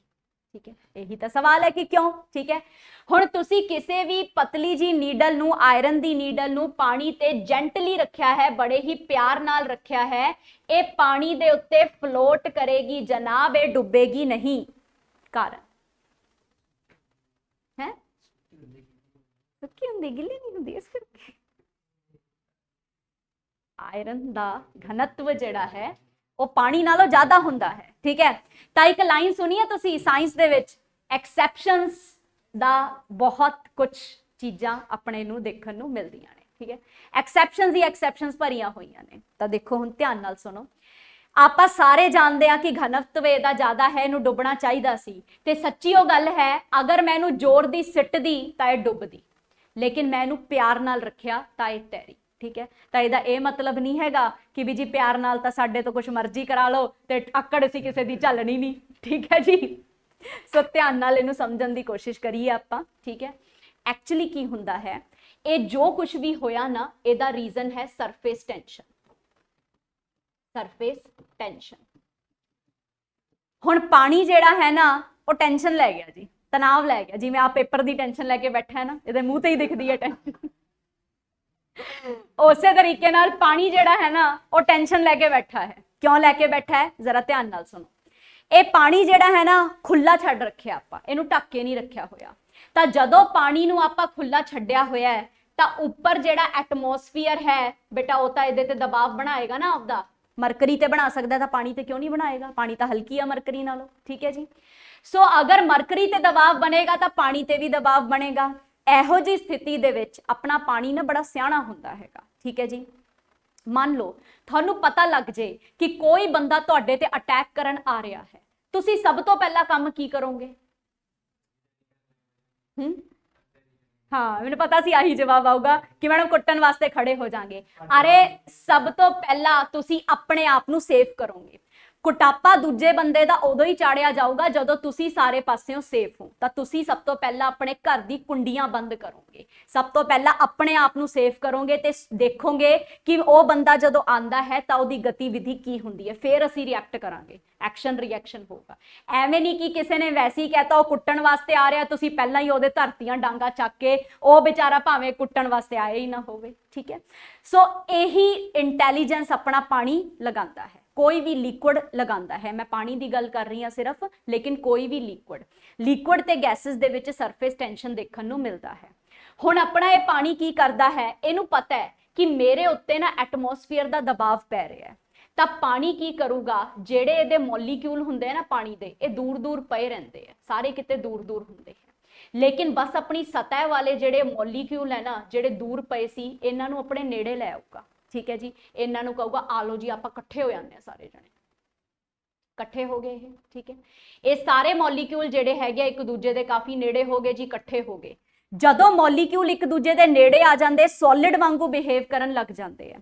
ਕਦੇ ਕਿਸੇ ਸੋਲਿਡ ਚੀਜ਼ ਤੇ ਤੁਸੀਂ ਕੋਈ ਚੀਜ਼ ਰੱਖੀ ਹੋਵੇ ਤਾਂ ਉਹ ਥੱਲੇ ਪਾੜ ਕੇ ਥੋੜੀ ਨਾ ਡਿੱਗ ਜਾਂਦੀ ਹੈ, ਉਹਦੇ ਉੱਤੇ ਹੀ ਰਹਿੰਦੀ ਹੈ ਨਾ। ਬਸ ਸਰਫੇਸ ਟੈਂਸ਼ਨ ਉਹ ਚੀਜ਼ ਹੈ ਕਿ ਜਦੋਂ ਆਪਣੀ ਪਾਣੀ ਦੀ ਜਿਹੜੀ ਉੱਪਰ ਵਾਲੀ ਜਿਹੜੀ ਸਤਹ ਹੁੰਦੀ ਹੈ ਨਾ, ਇਹਨੂੰ ਪਤਾ ਹੈ ਕਿ ਮੇਰੇ ਤੇ ਕੋਈ ਨਾ ਕੋਈ ਅਟੈਕ ਚੱਲ ਰਿਹਾ ਹੈ, ਚਾਹੇ ਐਟਮੋਸਫੇਰਿਕ ਪ੍ਰੈਸ਼ਰ ਹੀ ਚੱਲ ਰਿਹਾ ਲੇਕਿਨ ਅਟੈਕ ਤਾਂ ਹੋ ਰਿਹਾ ਹੈ ਨਾ। ਆਪਣੇ ਆਪ ਨੂੰ ਅਟੈਕ ਤੋਂ ਬਚਾਉਣ ਵਾਸਤੇ ਕੀ ਕਰਦਾ, ਆਪਣੇ ਮੋਲੀਕਿਊਲ ਨੂੰ ਇਕੱਠਾ ਕਰ ਲੈਂਦਾ ਹੈ, ਆਪਣੇ ਆਪ ਨੂੰ ਸੰਘੋੜਨ ਦੀ ਕੋਸ਼ਿਸ਼ ਕਰਦਾ ਹੈ, ਪ੍ਰੋਟੈਕਟ ਕਰਦਾ ਹੈ, ਜਿਹਦੇ ਕਰਕੇ ਤੁਸੀਂ ਬੜੇ ਹੀ ਪਿਆਰ ਨਾਲ ਇਸ ਨੀਡਲ ਨੂੰ ਰੱਖਿਆ ਤਾਂ ਇਹਨੂੰ ਪਤਾ ਹੀ ਨਹੀਂ ਲੱਗਿਆ। ਇਹਨੂੰ ਲੱਗਿਆ ਕਿ ਜਿਵੇਂ ਐਟਮੋਸਫੀਅਰ ਦਾ ਦਬਾਅ ਹੈ ਉਹਦੇ ਕਰਕੇ ਹੀ ਕੁਝ ਹੋ ਗਿਆ ਹੋਣਾ, ਠੀਕ ਹੈ ਜੀ। ਤਾਂ ਇਹਨੇ ਆਪਣੀ ਸ਼ਾਂਤੀ ਬਣਾਏ ਰੱਖੀ, ਲੇਕਿਨ ਅਚਾਨਕ ਆ ਮੋਲੀਕਿਊਲ ਵੈਸੇ ਨਾ ਇਕੱਠੇ ਤਾਂ ਕਰ ਲੈਂਦਾ ਹੈ ਲੇਕਿਨ ਇਹ ਬੜੇ ਵੀਕ ਹੁੰਦੇ ਹੈ। ਅਗਰ ਆਹੀ ਨੀਡਲ ਮੈਂ ਜ਼ੋਰ ਦੀ ਸਿੱਟਦੀ ਤਾਂ ਇਹ ਵਿਚਾਰੀਆਂ ਵੀਕ ਫੋਰਸਿਸ ਟੁੱਟ ਜਾਂਦੀਆਂ ਆਪਸ ਦੇ ਵਿੱਚ, ਤਾਂ ਉਹ ਨੀਡਲ ਜਿਹੜੀ ਹੈਗੀ ਹੈ ਥੱਲੇ ਡਿੱਗ ਜਾਂਦੀ। ਸੋ ਕਹਿਣ ਦਾ ਮਤਲਬ ਕੀ ਹੈ, ਸਰਫੇਸ ਟੈਂਸ਼ਨ ਕਰਕੇ ਆਪਾਂ ਨੂੰ ਦੁਨੀਆ 'ਚ ਬਹੁਤ ਚੀਜ਼ਾਂ ਦੇਖਣ ਨੂੰ ਮਿਲਦੀਆਂ ਲੇਕਿਨ ਉਹ ਚੀਜ਼ਾਂ ਤੁਸੀਂ ਮਹਿਸੂਸ ਤਾਂ ਕੀਤੀਆਂ ਲੇਕਿਨ ਕਦੇ ਇਹ ਨਹੀਂ ਪਤਾ ਹੋਊਗਾ ਸਰਫੇਸ ਟੈਂਸ਼ਨ ਕਰਕੇ ਹੁੰਦਾ ਹੈ। ਜਿਵੇਂ ਕਿ ਆਹ ਵਾਲਾ ਐਗਜ਼ਾਮਪਲ, ਚਲੋ ਇਹ ਤਾਂ ਤੁਹਾਨੂੰ ਐਕਸਪੈਰੀਮੈਂਟ ਕਰਕੇ ਦੇਖਣਾ ਪਊਗਾ। ਜਿਹੜਾ ਨਾਰਮਲ ਲਾਈਫ 'ਚ ਤੁਸੀਂ ਦੇਖਦੇ ਹੋ ਉਹ ਵੀ ਸਰਫੇਸ ਟੈਂਸ਼ਨ ਕਰਕੇ ਹੈ। ਜਿਵੇਂ ਕਿ ਡ੍ਰੌਪਰ ਦੇਖੇ ਆ ਤੁਸੀਂ, ਡ੍ਰੌਪਰ ਹੈ ਨਾ, ਡ੍ਰੌਪਰ ਦੇ ਨਾਲ ਆਪਾਂ ਦਵਾਈ ਪਿਲਾਉਂਦੇ ਆ ਬੱਚਿਆਂ ਨੂੰ ਪਾਣੀ ਪਿਲਾਉਂਦੇ ਆ, ਜਾਂ ਫਿਰ ਆਪਾਂ ਡ੍ਰੌਪਰ ਦੇ ਵਿੱਚ ਕੋਈ ਵੀ ਚੀਜ਼ ਆਪਾਂ ਭਰ ਲੈਂਦੇ ਆ। ਹੁਣ ਜਦੋਂ ਤੁਸੀਂ ਡ੍ਰੌਪਰ 'ਚ ਪਾਣੀ ਭਰਿਆ, ਮੰਨ ਲਓ ਜੀ ਪਾਣੀ ਇੱਥੇ ਤੱਕ ਹੈ, ਠੀਕ ਹੈ ਜੀ, ਇੱਥੇ ਤੱਕ ਪਾਣੀ ਦੀ ਸ਼ੇਪ ਉਹੀ ਰਹੂਗੀ ਜੋ ਡ੍ਰੌਪਰ ਦੀ ਸ਼ੇਪ ਹੈ, ਠੀਕ ਹੈ। ਲੇਕਿਨ ਹੁਣ ਤੁਸੀਂ ਡ੍ਰੌਪਰ ਨੂੰ ਪ੍ਰੈਸ ਕਰੋਗੇ ਤੇ ਪਾਣੀ ਨੂੰ ਕੱਢਣ ਦੀ ਕੋਸ਼ਿਸ਼ ਕਰੋਗੇ। ਜਿਵੇਂ ਹੀ ਤੁਸੀਂ ਬਾਹਰ ਕੱਢੋਗੇ ਨਾ ਤਾਂ ਪਾਣੀ ਜਿਵੇਂ ਹੀ ਬਾਹਰ ਆਊਗਾ ਇਹਦੇ ਉੱਤੇ ਐਟਮੋਸਫੇਅਰ ਚਾਰੇ ਦਿਸ਼ਾ ਤੋਂ ਅਟੈਕ ਕਰਨਾ ਸ਼ੁਰੂ ਕਰੇਗਾ, ਜਿਹਦੇ ਕਰਕੇ ਆਪਣੇ ਮੋਲੀਕਿਊਲਸ ਨੂੰ ਇਕੱਠਾ ਕਰੇਗਾ ਤੇ ਆਪਣੇ ਆਪ ਨੂੰ ਸੰਘੋੜ ਲਏਗਾ। ਜਦੋਂ ਇਹ ਸੰਘੋੜੇਗਾ ਤੇ ਇਹਦੀ ਸ਼ੇਪ ਜਿਹੜੀ ਹੈ ਨਾ ਸਫੈਰੀਕਲ ਬਣ ਜਾਏਗੀ। ਯਾਨੀ ਕਿ ਦੁਨੀਆ ਦੇ ਵਿੱਚ ਕੋਈ ਵੀ ਲਿਕੁਇਡ ਹੁੰਦਾ ਹੈ ਉਹਦੀ ਡ੍ਰੌਪ ਦੀ ਸ਼ੇਪ ਕਿਹੋ ਜਿਹੀ ਹੁੰਦੀ ਹੈ, ਸਫੈਰੀਕਲ। ਇਹ ਤਾਂ ਪਤਾ ਹੈ ਨਾ, ਇਹ ਤਾਂ ਪਤਾ ਹੈ ਸਫੈਰੀਕਲ ਸ਼ੇਪ ਹੁੰਦੀ ਹੈ। ਤੁਹਾਨੂੰ ਪੇਪਰ 'ਚ ਰੀਜ਼ਨ ਪੁੱਛਣਾ ਹੈ ਕਿਉਂ ਹੁੰਦੀ ਹੈ, ਸਰਫੇਸ ਟੈਂਸ਼ਨ ਕਰਕੇ, ਬਸ ਠੀਕ ਹੈ ਜੀ। ਝੱਗ ਖੋਲਦੇ ਹੋ ਨਾ ਪਾਣੀ ਦੇ ਵਿੱਚ ਕੱਪੜੇ ਧੋਣ ਵਾਸਤੇ, ਝੱਗ ਉੱਪਰ ਰਹਿ ਜਾਂਦੀ ਹੈਗੀ ਹੈ ਹਨਾ, ਜਿਹੜੀ ਉਹ ਝੱਗ ਦੇ ਵਿੱਚ ਬਬਲਸ ਬਣਦੇ ਹੈ ਉਹ ਬਬਲਸ ਕਾਦੇ ਕਰਕੇ ਹੋ ਰਿਹਾ ਜੀ, ਸਰਫੇਸ ਟੈਂਸ਼ਨ ਕਰਕੇ ਗੋਲ ਗੋਲ ਹੁੰਦੇ ਹੈ। ਛੋਟੇ ਹੁੰਦੇ ਆਪਾਂ ਇੱਕ ਗੇਮ ਖੇਡਦੇ ਸੀ ਨਾ, ਉਹ ਸਾਬਣ ਦੇ ਪਾਣੀ 'ਚ ਡੱਕੇ ਜੇ ਵਾੜ ਕੇ ਉਹਨੂੰ ਫਿਰ ਆਪਾਂ ਫੂਕ ਮਾਰਦੇ ਸੀ ਤਾਂ ਬਬਲਸ ਬਣਦੇ ਸੀ ਸਾਬਣ ਦੇ। ਆ ਜਿਹੜੇ ਬਬਲ ਬਣਦੇ ਹੈਗੇ ਕਿਸ ਸ਼ੇਪ ਦੇ ਵਿੱਚ ਹੈ, ਗੋਲ ਸ਼ੇਪ ਦੇ ਵਿੱਚ ਹੈ। ਤਾਂ ਕਿਹਦੇ ਕਰਕੇ ਹੋ ਰਿਹਾ ਜੀ, ਸਰਫੇਸ ਟੈਂਸ਼ਨ ਕਰਕੇ।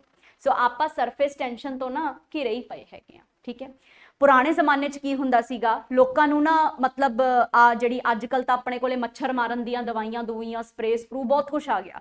ਕਿਸੇ ਦੇ ਕੋਲੇ ਕਾਲਾ ਹਿੱਟ ਹੈ, ਕਿਸੇ ਦੇ ਕੋਲੇ ਲਾਲ ਹਿੱਟ ਹੈ, ਕਿਸੇ ਕੋਲੇ ਗੁੱਡ ਨਾਈਟ ਹੈ, ਕਿਸੇ ਕੋਲੇ ਕੁਛ ਹੈ। ਪਹਿਲਾਂ ਦੇ ਲੋਕੀ ਕਛੂਆ ਛਾਪ ਵੀ ਯੂਜ਼ ਕਰਦੇ ਸੀਗੇ, ਅੱਜ ਕੱਲ ਕਛੂਆ ਛਾਪ ਮੈਨੂੰ ਲੱਗਦਾ ਕੋਈ ਯੂਜ਼ ਨਹੀਂ ਕਰਦਾ, ਠੀਕ ਹੈ।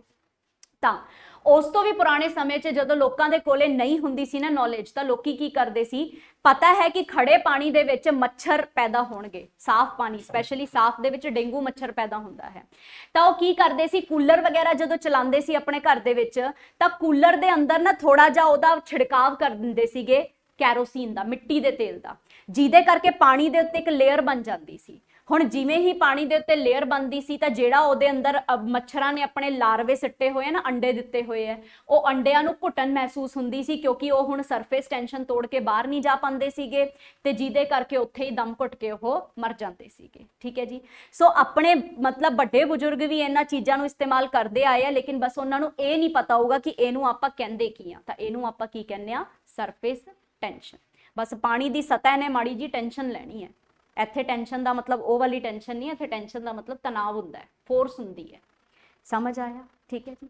ਸੋ ਅੱਜ ਦੀ ਕਲਾਸ 'ਚ ਆਪਾਂ ਸਰਫੇਸ ਟੈਂਸ਼ਨ ਤੱਕ ਕਹਾਣੀ ਸਿੱਖੀ ਹੈਗੀ ਹੈ। ਕੱਲ ਦੀ ਕਲਾਸ 'ਚ ਆਪਾਂ ਹੋਰ ਅੱਗੇ ਵਧਦੇ ਹਾਂ, ਮਾੜੇ ਜਿਹੇ ਕਨਸੈਪਟ ਰਹਿ ਗਏ ਆਪਣੇ। ਹੁਣ ਉਸ ਤੋਂ ਬਾਅਦ ਜਿਹੜਾ ਇੱਕ ਚੈਪਟਰ ਹੋਊਗਾ ਉਹ ਹੋਊਗਾ ਜੀ ਆਪਣਾ ਲਾਈਟ ਚੈਪਟਰ। ਲਾਈਟ ਚੈਪਟਰ ਸਭ ਤੋਂ ਇੰਪੋਰਟੈਂਟ ਚੈਪਟਰ ਰਹੇਗਾ, ਇਹਨਾਂ ਤੋਂ ਵੀ ਪੇਪਰ ਆਉਂਦਾ ਹੈ ਲੇਕਿਨ ਉਸ ਤੋਂ ਵੀ ਆਏਗਾ, ਠੀਕ ਹੈ। ਬਸ ਫਿਰ ਫਿਜ਼ਿਕਸ ਆਪਣੀ ਮੈਨੂੰ ਲੱਗਦਾ 2 ਦਿਨਾਂ ਦੇ ਵਿੱਚ ਹੀ ਖਤਮ ਹੋ ਜੂਗੀ ਵਿਦ MCQs, ਠੀਕ ਹੈ। ਕੈਮਿਸਟਰੀ ਤੇ ਬਾਇਓਲੋਜੀ ਤਾਂ ਫਿਰ ਹੈ ਹੀ ਕੋਈ ਜ਼ਿਆਦਾ ਖੇਡ ਹੈ ਹੀ ਨਹੀਂ, ਕਿਉਂਕਿ ਕੈਮਿਸਟਰੀ ਤੇ ਬਾਇਓਲੋਜੀ ਦੇ ਵਿੱਚ ਸਮਝਣ ਵਾਲੀਆਂ ਗੱਲਾਂ ਘੱਟ ਤੇ ਰੱਟੇਬਾਜ਼ੀ ਵਾਲਾ ਕੰਮ ਜ਼ਿਆਦਾ ਹੈ। ਸਮਝਣ ਵਾਲਾ ਕੰਮ ਇੱਥੇ ਹੀ ਹੁੰਦਾ ਸੀਗਾ ਸਾਰਾ, ਠੀਕ ਹੈ। ਫਿਰ ਆਪਾਂ ਮਿਲਦੇ ਹਾਂ ਅਗਲੀ ਕਲਾਸ ਦੇ ਵਿੱਚ। Till then have a nice day, take care all of you.